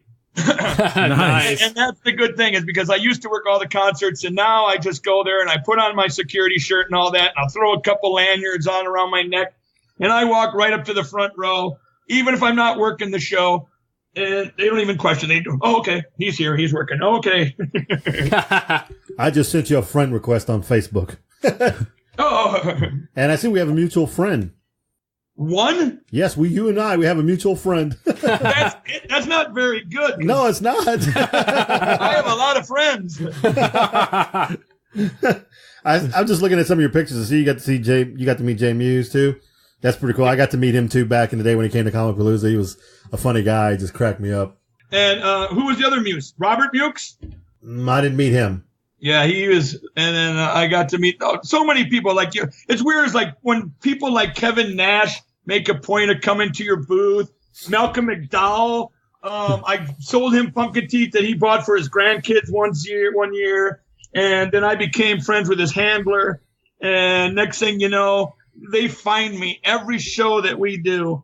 And, it's flattering, because Malcolm McDowell's kind of, in fact, I think he's Sir Malcolm McDowell. It's kind of fun to have all these people come and find you. Leatherface, the guy who was Leatherface. This last show I did, it was so fun because Guar was right next to me. Oh. So I had Guar, and then I had Malcolm McDowell, and the cute black chick from The Craft. Oh, I know who you're talking about. I don't know her name, his actress name, but I know exactly who you're talking about. Yep, and she was so cute and so fun. And it's so amazing because when you guys do these shows, and, I'm going to set up some Texas shows so that I can come and spend some time with you guys. That'd be great, Bob. We'd love yeah, love to hang out, man. We'll make sure our Virus Vodka guys come through and we have some other people to hang out with us together. We'll be having a good time. Well, no, we don't want to have too many people. No, I mean, I'll have our partners drop us off some stuff. Okay. Yeah, I was going to say, because they'll give us some vodka and some shirts and all kinds of stuff. We'll have a good old time. I'm going to bring some board games so we can... Alrighty. I know some cosplayers if you want to meet. So, well, I guess we want to know. You want to give out your information, what people can do, how they can hunt you down and order your stuff and order teeth. And we did have a question. Can you send something toward us so we can actually do a giveaway for it? That's what I was going to say. I was going to say, if anybody actually, we'll do a couple things. We can give you a couple packs, a few sets to give away. Awesome. Use for a contest or whatever. We'll do. But then also for the people who aren't going to be winners, of course, and then just anybody who is interested, since Halloween's coming, if they want to place an order. They can order anything off of we're on Etsy, ETSY.com, Etsy. Mm-hmm. So we're on Etsy, and then you just go to the Pumpkin Teeth shop. Or we're on buypumpkinteeth.com. And, Amazon I can't control. Right. The other ones I can't control because I sell to other people, and then they sell on eBay. But these two I can control. And if anybody places an order and just puts in the message or the code, whatever you guys want to put down for a code for your show. CTP? CTP? CTP. If they put down CTP, they can get a free pack of pumpkin teeth with anything. Even if they order just one little pack of pumpkin teeth, they'll get 2 for 1. If they order fangs, if they order we sell thermal molded fangs, movie quality ones. And they're under $20. I mean, they're really good. I have a pair that I think is going on about 7 years old. I'm not going to sell you those. But, you just drop them in some Listerine or some mouthwash or something, and they're good to go. You pop them back in. If your teeth shift, you just drop them into the hot water for a second or two and then put them back on, and they form to your teeth. Nice. These aren't the epoxy ones where you mix the chemicals and then those are toxic, smelly, and crappy. Yeah. I could use some front teeth. The ones that I sell or, I rep for, are used in movies, and I've sold tons to different producers, and Rodriguez bought some from me. Everybody, because they were getting tired of making their own ceramic $500 a set stuff, and so people who are poor need to have fun too. Oh yeah, awesome. So I've got really good prices on the buypumpkinteeth.com, and if you buy a 3-pack or a 6-pack or whatever, and you can get them regular, glow in the dark, or there's even a tab where you can, if you want to place a special order and substitute this or that, we don't have a problem with that. We're still small enough where we'll do that for you. But, in a few more years, forget it. We're too big. And, I won't even be answering the phone. I'll be on the beach. So hopefully. We caught you at the right time, Bob? Yeah, man. I'm down in Jamaica. Hey, you know what? I love this because it's like getting on the bottom floor. When I was doing the other pod again, I met Steve Orlando, who was just a regular comic book guy who was writing, Undertow and something really small, nothing really big. Now he's like the main writer for DC. Wow. And he is like a really cool friend. We talk, we BS all the time. He cracks me up. I got to meet Greg Capullo and a bunch of other comic book writers this way. I met a lot of people through him. And like you said, don't ask anything. They just introduced me to him. It's like I got to meet the guy, haven't met Jimmy Palmiotti yet, who I really want to meet because he draws Harley. But I met Chad Harding and all these other guys. But yeah, it's great to get with people when they're first starting off and you build this bond and you grow together. And like I said, we have enough followers. I mean, between all 4 accounts that we actually use, we have over, I can't even add them in my head, 14, 8,000, 6,000, 4,000. Yeah, it's getting somewhere. We got a serious amount of followers. So us tweeting, whatever you want us to tweet, if you need to send us an email to criticalthinking247@gmail.com, anything you want us to promote for you beforehand, let us know. We'll retweet whatever you have on your Twitter, anything on Facebook, your pages, we'll go we'll follow, we'll tweet off of that. I may steal stuff and repost it into our pages. And I also write an article real quick for the sportingnews.com. The Sports Talk. So I write about the Dallas Cowboys, which people laugh at me. But I can post something in their spot too, so they'll see it using crossovers. Yeah. So how did you like that game against Dallas against Green Bay Packers? I should have never brought it up. First of all, Ron is a cheater. Hey, all I can say is right now it's Green Bay Packers time against the Dallas Cowboys. I just know when a certain quarterback named Troy Aikman owned a certain Packers. I gotta admit though, that was a good game. I liked it. I was enjoying the flip flop. The Twitter and everything else was going insane. They were like, this has to be one of the most, whenever the two teams play each other, there's like, it's an amazing game. It really is. Even though you're a Cowboy fan and like, defense, can you stop somebody? When they left that, honestly, when they left a minute and changed to go on the clock, oh geez, he's going to beat us. My wife could tell you, I'd already lowered my head. She goes, what's wrong? We're going to lose. It's too much time on the clock. For that freak of nature, it's too much time on the clock. That's and I get mad at other teams all the time. I'm like, haven't you learned the hurry up drill yet? How many, they got 3 minutes left on the clock and they still can't get down the field. I'm like, really? He went 77 yards. He went 77 yards in under a minute and didn't use his timeout. Man. It was, and the funny thing was watching that, I was reminded of how my grandma used to be the largest Dallas Cowboy fans. Ooh, Roger Staubach. Ooh. And Tony Dorsett. And of course, my grandpa, my uncle, and my dad, they were all Green Bay Packer fans. Wow. When I was a little kid, I was a Steelers fan. Wow. So they were giving me crap for, because I was rooting for a foreign team, as they call it. Can't be rooting for those foreigners. And the thing was, I was really little, and now this is showing my age, but I was really young. I mean, I was, in elementary school. And this was the first year that there was a team that I believe it was called the Steel Curtain.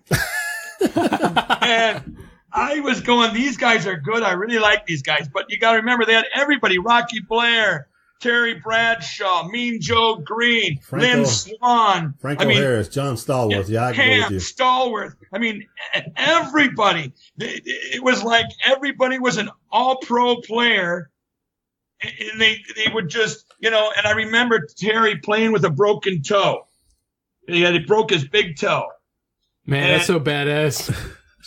And they won.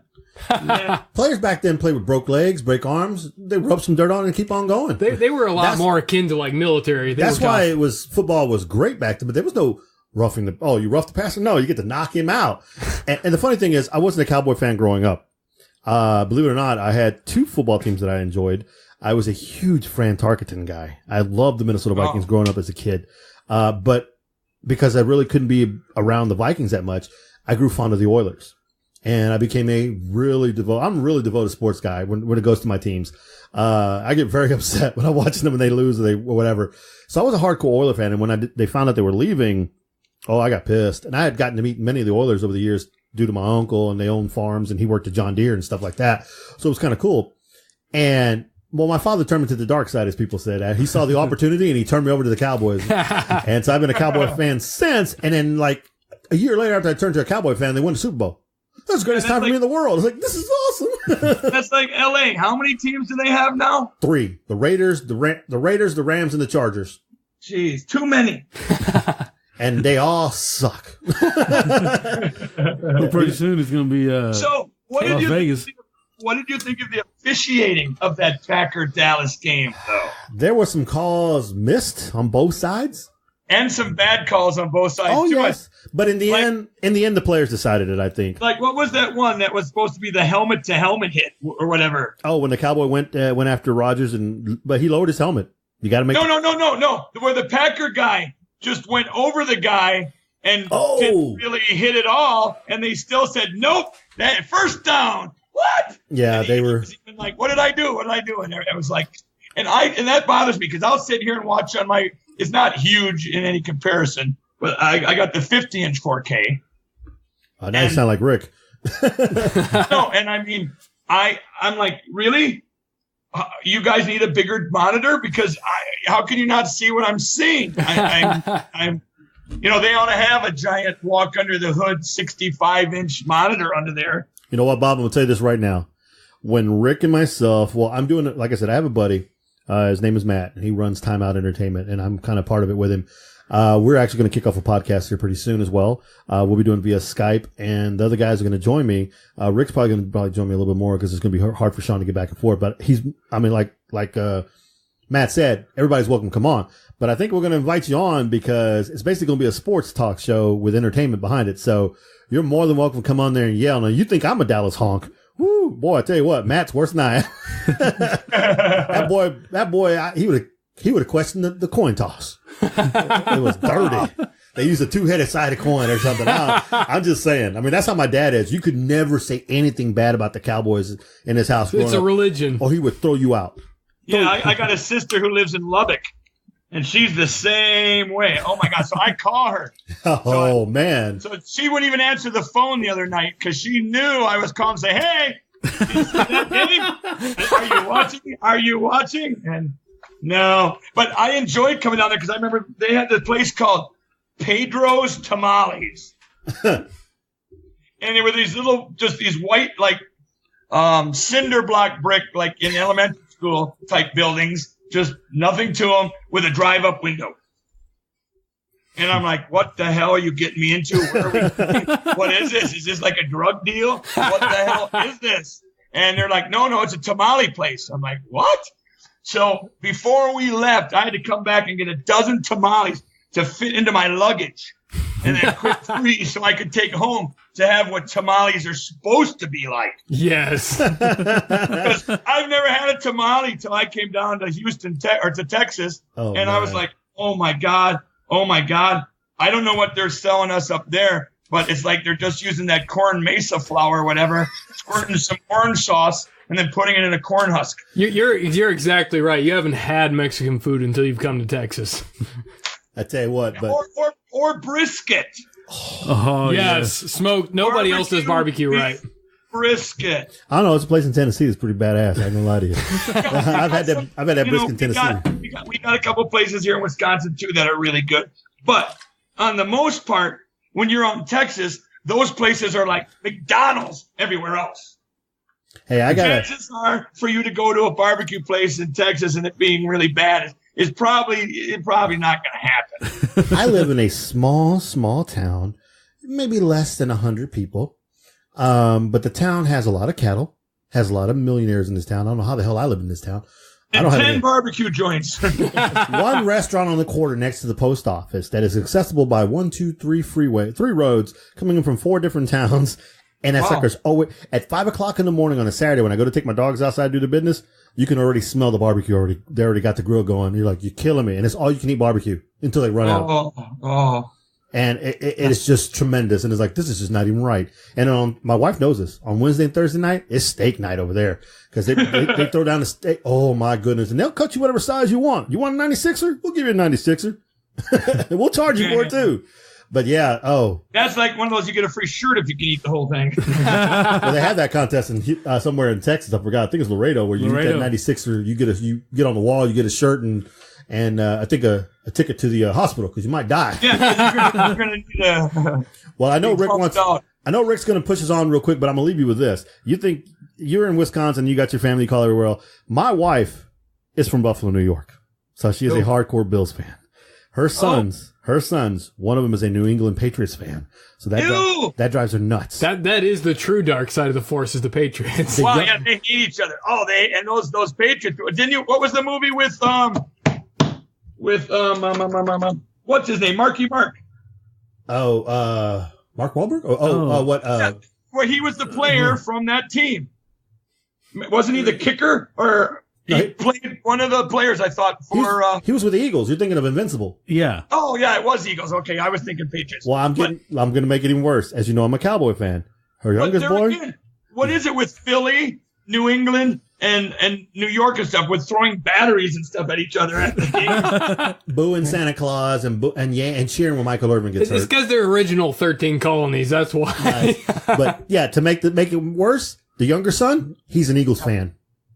Oh, wow. So he is ripping into me left and right now because his Eagles are in first place and my Cowboys are sucking it up big time. And we'll make it even worse. Baseball fans, those two are, the oldest and the wife are Yankee fans. I'm a Sox fan and the younger one is an Orioles fan. Wow. It is just, See, that's almost like around here, though, because half the people, if they're not saying they're a Brewers fan, is, I like the Cubs. that's my oldest. My It's oldest usually boy. the girls, always the women. I like the Cubbies. I like the Cubbies. No, my Marine son is a Cubs fan. He's been a Cubs fan since he was a kid. His sister, my oldest, is a Cardinals fan. Wow. And I just like shake my head but she's a hardcore Houston Texans fan. I'm like, you guys make me sick. So there's all kinds of trash talk going in the house. Of course, my daddy's the hardcore Yankees fan, hardcore Cowboy fan. That's all the teams there are in the world. Mm-hmm. That's Gotcha. it. Nobody else counts. Manchester United. I mean, yeah, the man watches soccer. What the hell? I don't even watch soccer.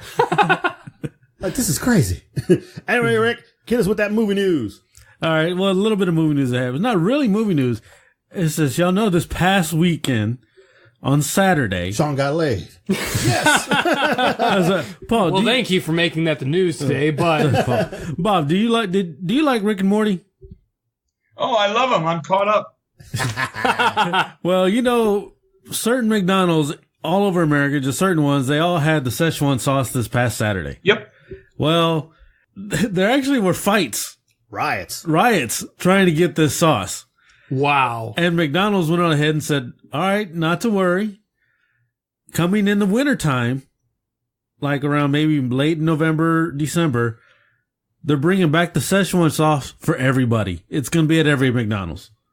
Oh, wow. Nice. But Rick showed me this idiot that had bought one or got one and was selling on eBay for $727 for one pack. Just one pack with $750. Did it sell? I don't know. I don't think saw it so. on there. It was still on the thing. I was like, crap. You know some dumbass is going to buy it for that much. Yeah, who was the star who mentioned them and then McDonald's mailed them the gallon jug? Oh, that was the writer of Rick and Morty. Oh, okay.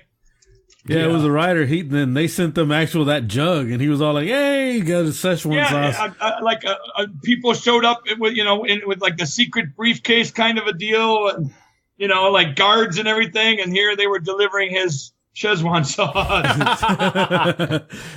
But yeah, I mean, yeah, that's about all. That's all the news that I actually got. Like I said, it was just very little news that I got that I thought was important to kind of throw it out there. Well, it's good. We had a good talk. We let Bob talk about his product and everything he's got going on there, all the good stuff he's doing, and all the wonderful people he's meeting. And Okay, quick random question, and Bob. we're scum. quick random question. What's your favorite hard liquor? Would it be like, say, vodka, whiskey? Tequila. It's a tequila, Don man. Julio. Probably Don Julio. You sure he ain't from Texas? Yeah, or if I'm roughing it, I guess I'll settle for some Patron. But, Interesting. Awesome. Very nice. What are you trying to figure out what to buy? Yeah, we need to know what to get for this guy. Well, it was nice to have you on the show, Bob. Yeah, in fact, I like the Resposado. You don't have to go all out and get the Añejo. I'll settle for a Resposado. I was going to pick this in as liquor. Hey, Then man. I'll send you some of that Steve's vodka. Hey, please do. You get a free pair of dirty socks with every bottle. Tell you what, you come down here and after we get all that good stuff going to us, we won't even care what we're drinking. Like my boy used to say, we'll drink that Milwaukee's Beast. We don't care. Oh, hey, there's some good beers that come out of Milwaukee. Somebody crack open a Schlitz. I'm trying to think of one, but I know there are. It'd be like one time when I was in the army, we were like drinking, where did the Mad Dog come from? I don't know. Let's start drinking Mad Dog. 2020. Mad Dog 2020 Cisco Wild Turkey. It was all getting drunk because it was cheap. Hey, it's good with And Gatorade. what's so funny is, Miller pretty much sponsors everything around here. So when you go to Summerfest and all the concerts and everything, and the weird thing is, like, when you go to Summerfest, the brewery's only got to be not even, blocks and blocks away. So there's no reason why there isn't giant pipes just pumping the beer over there. Hey, But the thing is, they're still charging, $14 for a glass. And it's really hard for me to buy that kind of a beer. yeah, no kidding. I mean, it's really big in Ohio, and I still don't understand why. Out here, the big beer is Spotted Cow. Spotted Cow, huh? Yeah, it's from a brewery called Nuclearis Brewery. And and that reminds me, I used to never drink any dark beers, but I came out to Texas in 1999 for Y2K. So I figured if I was going to be anywhere, I want to be in Texas because that's where the nukes are going to hit. And because they're going to be going for the silos. So I don't want to be in Wisconsin, so where I'd be like hit by the plume of radiation and die slowly after a month or two. So I'm like, okay, I'll buy into the Y2K thing. So I'll fly down and go stay with my sister. So I go into my first ever drive-through liquor store. There is no such thing in a lot of other states. We do not have these. See, we have this rule that if you drink a lot we really don't want you on the road. So you're promoting drinking and driving because half these people who, you're giving them the liquor right there. They can't even get out of the car. They're in such a hurry. They're going to be drinking before they get home. What are you looking at me for?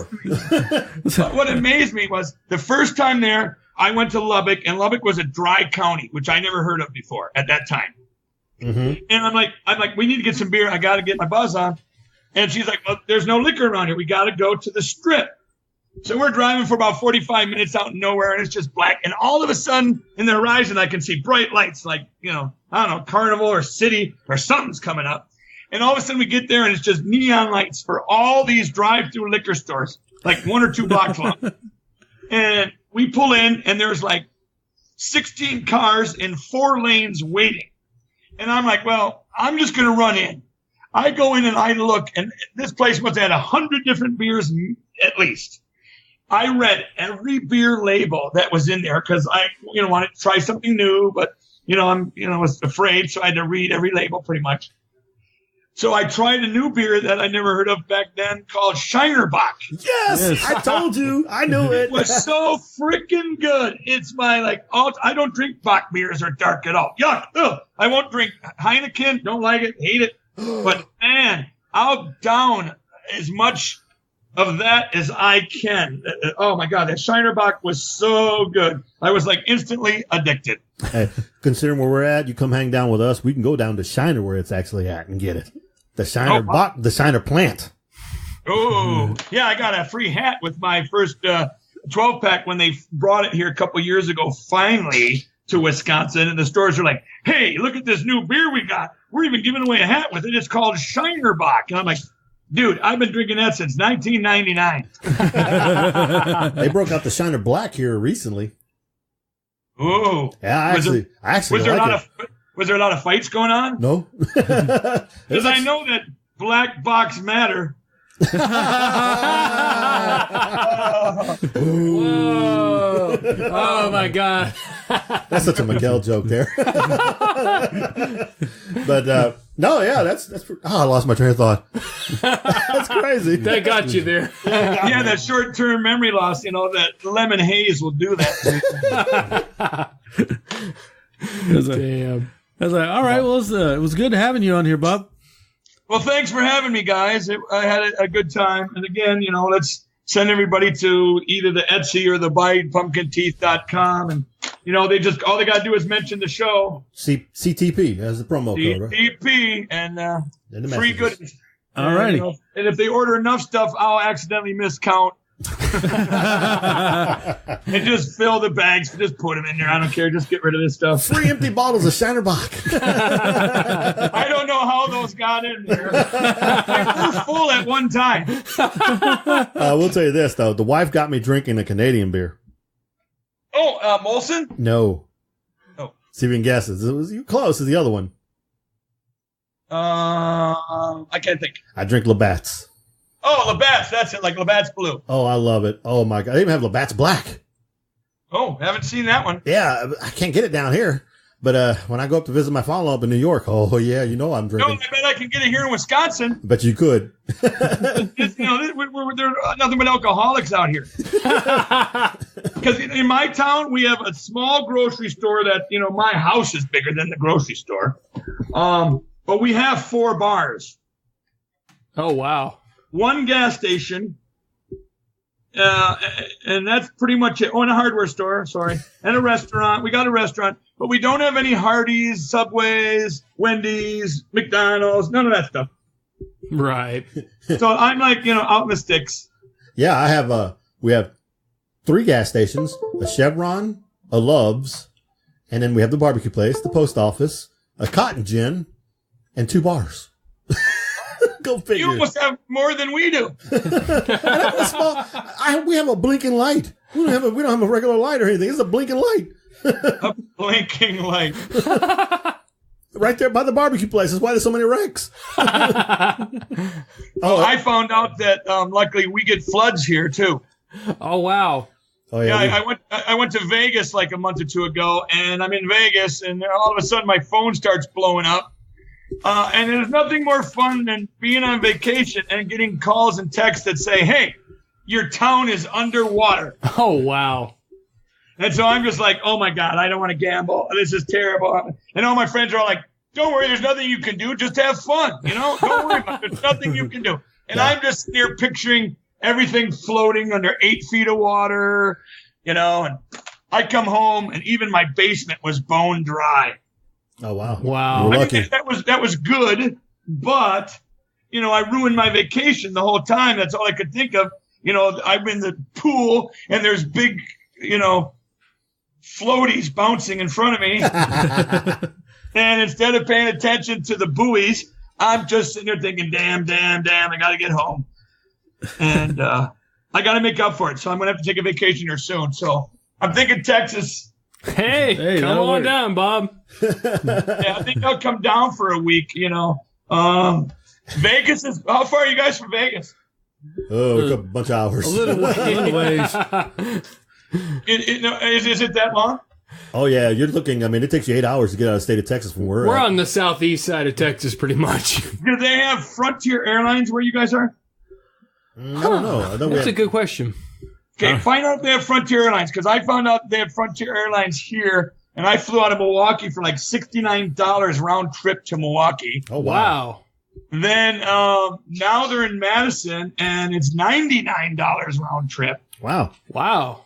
And here's the trick. When you go to book your flights, this is how you get the cheapest flight. Book a Sunday night arrival. So fly out on Sunday night or Sunday. Come back Thursday. Oh, wow. Okay. So you're still there for 4 nights, 5 days, but that cost of that flight will be 1/4 of any flight at any given time anywhere.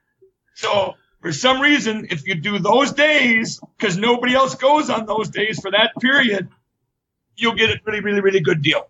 Wow. Life hack right here by Bob. And now that smoking is legal in Vegas,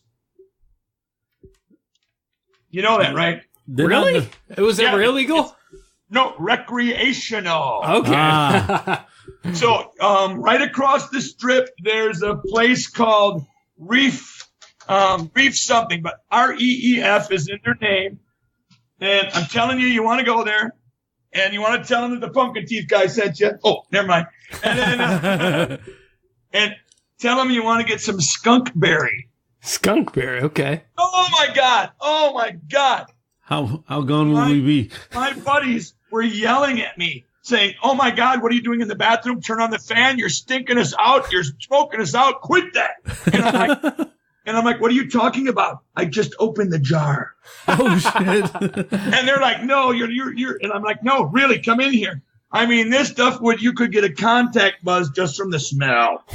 Wow. Looks like Frontier. Never had anything like it in my life. Frontier Airs flies out of George Bush Intercontinental Airport in Houston. There you go. Oh, hey. Hold up, Thursday to Sunday, dudes. I bet it's a $99 flight. So here's the thing. Go there, and then you want to go stay somewhere like the Rio or one of those older hotels. The good thing about the Rio is the Rio has a section that was just rebuilt. So it's all remodeled, all rebuilt, but it's still in an older hotel. So you still only pay like $50 a night, if that. Nice. So you can go to Vegas for $300.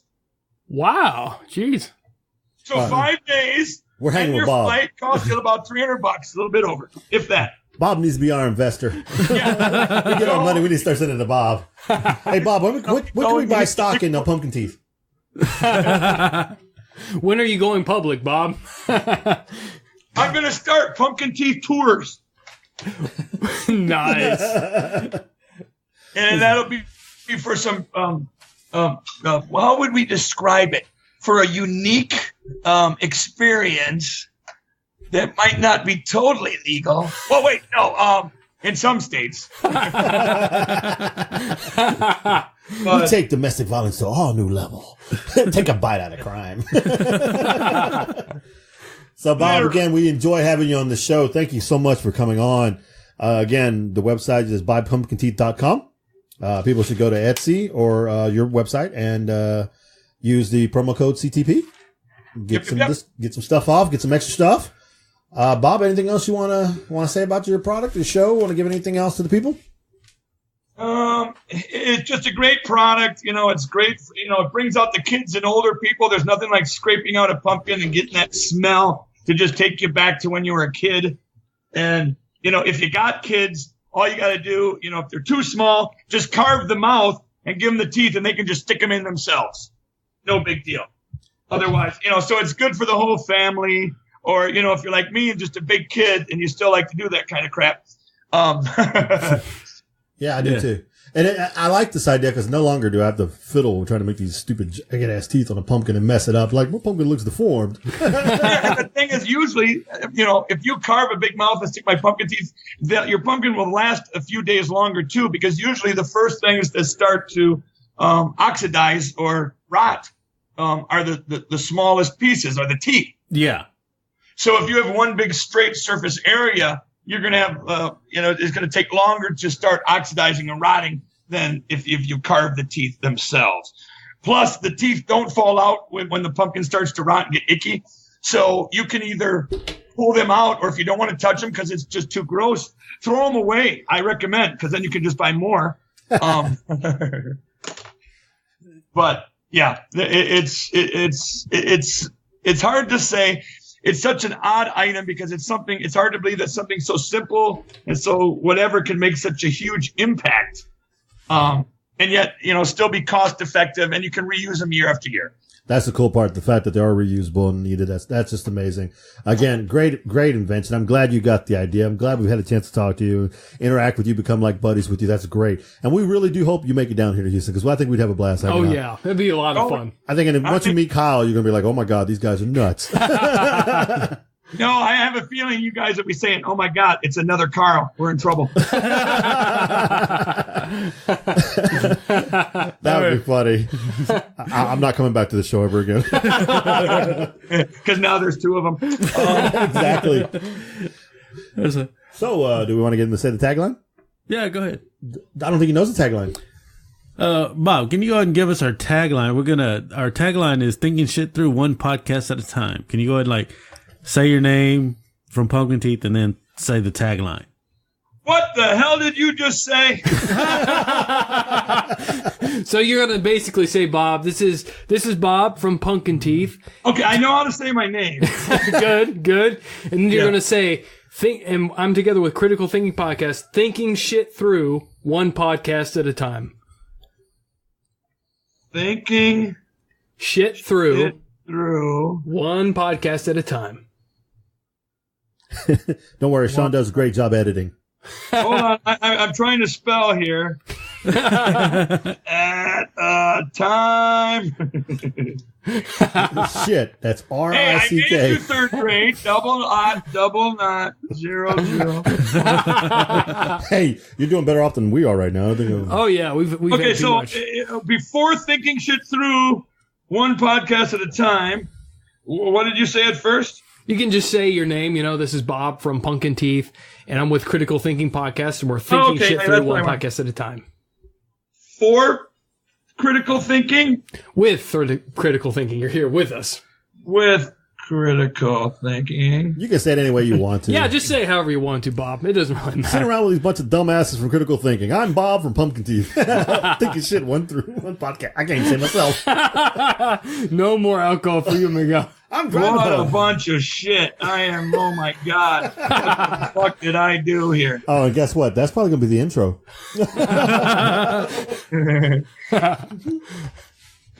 Okay, alrighty then. Flam. Oh, sorry. Okay. Am I supposed to just go at just any given time, or am I going to get some kind of sound cue, or No, is there somebody waiting at my window giving me the? There you go. No, it's whenever you want, Bob, because I do all I'm the looking editing. out my window. I'm waiting for someone to give me the go ahead sign, but there's nobody out there. We don't have any black bag operators outside your house, Bob. It's all good. Not yet. Okay. I'll be there tomorrow. This is Bob Connor, the inventor of pumpkin teeth, with critical thinking. Thinking shit through one podcast at a time. Nice. Wow, he did it on the first try. Wow. Nice. Dude, seriously, that was You're like... the only one to ever do it, Bob. No, that's like movie theater voice. Yeah. Yeah. It really is. In a world gone wrong. Sean touched Rick. Just when you thought it inappropriately. was safe to listen to the radio. I know. Pumpkin teeth coming through. There's us. Yeah, exactly. Hey, I wonder, can I fit these pumpkin teeth in my mouth and bite my wife? You know, that's a funny thing, and I should have said that. You know how many times I had people at shows come up and go, how do these work? And, you know, I would throw out single teeth out in front of all the packaging and stuff, and they would grab some of the pumpkin teeth and try to, like, jam them up into their gums and stuff. I'm thinking, you know, how stupid are you? They say pumpkin teeth on them. There's a pumpkin on the package with the teeth in it, and there's these, you know, the stems that go into the pumpkin are like an inch long. So, yeah, I designed these things for you to jam into your gums. Like this is a Ren and Stimpy adventure. Stimpy, you idiot. Like the one with the chest implant that Ren got. Oh, yeah. Pecs. He wanted the pecs. My favorite one was where he was looking for his son. Came from Have you Stimpy's smelled ass. me? Yeah. The fart, and he was putting out the "Have you smelled me" signs. Oh, damn. Oh, don't you wish you had some of this shit on the GoPro? Great stuff to watch. You know, hey, also, I want to find out about eventually maybe getting in on a podcast. Really? Yeah, I would like to maybe be a regular Hey, it would be wonderful, Bob. because I'm such a gomer. And Yeah, definitely. We have to. We were. I mean, there was some talking. We were thinking about starting a network here, not too down the road. And we have a few other people that want to do something with us too. So yeah, we'll definitely. because I can start working too on getting us famous people to be on the show. Hey, there we There go. we go. All right, Kyle. I mean, Kyle's done. Bob is done. Bob is now the fourth partner. Welcome, Bob, our new Kyle. Unlike Kyle, his tongue is not falling apart. The thing too is when I go do the shows, I can just go and do interviews at the shows I'm at and just pull them aside and do a couple of trade because like I've done it. There's a local show here in town called the Bordello of Horror on the CW. Nice. Wow. So I was on there a couple of times as Bob the Vampire, and Shrine of Hollywood dresses me. Oh, wow. So Really? I get all my clothing from Shrine of Hollywood, and they dress like Alice Cooper, Rob Zombie. Their Jesus. coats are anywhere from like, you know, if you get a jacket, maybe $200 some to coats like $800. So it's not just stage wear. It's like really quality stuff that's made like the 16th century meets modern goth. Wow. That's too fun. And so I get stuff from them for like, you know, for maybe 2/3 less than what they're charging. So I can hook you guys up with them too. So if you guys want to ever man. fun clothes and outfits and stuff, Hey, there we go. all you got to do, if you call them and tell them I sent you, you'll maybe get a 30% discount. There's our Comic-Con wear. But if I order for you, you'll get way more. There you go. But we don't want So- to use Bob. We don't want him to kick us out of his circle. Then you'll Well, be forced to give ham jobs. I'm more of a square. Hey, we do have one. It's easier to find that penny in the corner than in the round room. True. I just keep looking and looking and looking. We do have this one question for you. Have you met Jensen Ackles or Jared Pacalacci? Supernatural guys? Because you mentioned the CW, so I was just curious if you ran into them yet. Yeah. Really? Yeah. Oh my God. Oh, Are they as cool as they seem on the show? So they are very cool. When I met them, they were with the pretty guy from what was the movie where the guys had the dad who was like a priest and they went and killed people? Dust Till Dawn? Boondock Saints. Boondock Saints. Goddamn, yeah. Who was the pretty guy who starred in that? Oh, fuck. Which one you got? John Flannery? Or John, So handsome. Oh, my God. You got Flannery and you got Norman Reedus. Those guys and me were hanging out with this guy because all the women were running to him because he was so pretty. It was like Bret Michaels without long hair. I know how Bob can come down to Houston now. In January or February, which one is it, Sean? Supernatural Con is here in Houston. So Jensen Ackles, Jared Padalecki, and including the guy that plays Castiel and the guy that plays Crowley, and they all come down. Ooh, I'll email. Okay. So, yeah. What was that called? Supernatural Con. It's at a hotel. And I've been trying to go like for the last couple of years, but every time I'm going to go, something happens and I wind up having to use the money somewhere else, and it pisses me off. What's really weird is it just, when I just was putting that in, it showed me one in Wisconsin. Really? Yeah, and there's going to be one in Chicago, too. Oh, wow. And Washington, D.C. Las Vegas, Orlando, Florida. Yeah, they're doing the whole thing this year. They're getting big. Yeah, it's time for Bob to fly us up. Bob, big money pumpkin teeth, flying us up. We're his entourage. Yeah, but the Chicago won't be fun. We'll either have to fly there or it's, a 3-hour drive. So. Oh, yeah. Right. Yeah, they're all going to be there at the Hyatt in Chicago. Nice. Well, that's October 2nd. So, oops, never mind. Yes, we missed that one. Oh. We want to take time and honestly really thank you for all the nice things you've said to us here on the show and even offering to do things for us without us even having us asking. And we can't tell you how much that how much that really means to us. We have a lot of people that have jumped on and helped us along the way, and we've been doing that with other small shows and trying to help as many people as we can as well. Even though we're not big enough, we don't draw those massive numbers like Kevin Smith and them, even though we're trying. But the fact that don't believe me, I'm just a liar anyway. But the fact that you're so willing to help out and do anything else, we can't say enough about you, man. And thank you so much. You're a great guy in my book, and we'll be glad to have you on again. And hell, glad to have you on as a regular if you want to join us on the Time Out one. Yeah, definitely, Bob. Talk sports and all kinds of crap. Yeah, it's been a lot of fun having you, Bob. You've definitely been one of the best guests we've ever had. You've got a lot of great stories and personality. I can see why you get in with all those stars. Oh, it's weird. Yeah, and I've got tons of stories to tell from, hauntings of my own personal hauntings. My parents used to own a magic shop, not tricks, but white and black magic. Oh, wow. My mother had a coven of witches. She was on PBS. She could do tarot. She could tell you people out of your life. And tell you names and everything, not like people on TV with their fake shit. Wow. She would tell you your Aunt Martha, and she would know specifics. And she was on TV for it. Wow. And then we started having all kinds of hauntings and stuff going in our house. I got lots of stories from different hauntings and stuff. And then what was really weird is when I was born, I'm pretty sure I was involved with the Air Force and the military search to find the Antichrist. Wow. When I was born was February 3rd, 1962. Wow. So 2362. 2 times 3 is 6. 6 twice is 66. 666.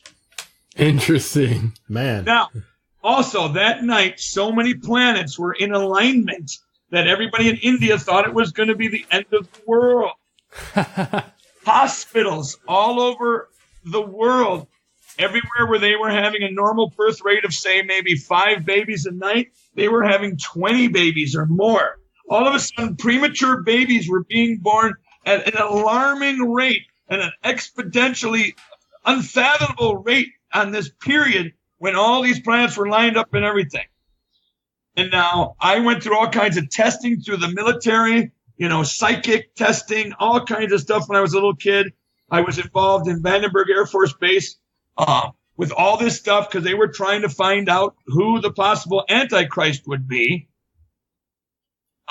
But they didn't tell us that. But I figured it out after time from all the stuff they did. And it's pretty interesting. I can go into all kinds of details and stuff. And I'm thinking some of this stuff would also make other interesting podcasts. Definitely. They have a show. There was a show. It was like I can't think of the name of it, but it was like Dark Tapes or something where they do something like this. They do it like a story. And it's like 10 or something episodes, and it goes through the whole story, and it's actually really cool and creepy. Yeah, this would probably be a pretty good show you have there on your hands. Interesting that you bring up a lot of stuff, is I have a lot of, in my family background, on my father's side, I have, supposed people that were practicing black magic and everything else as well, for my great-great-great-grandmother and all kinds of lines. So I'm just thinking now, it'd be great to have you back on right before Halloween, so we have a Halloween horse horrors. Too much horrors. Too much beer. Too much beer, too much alcohol.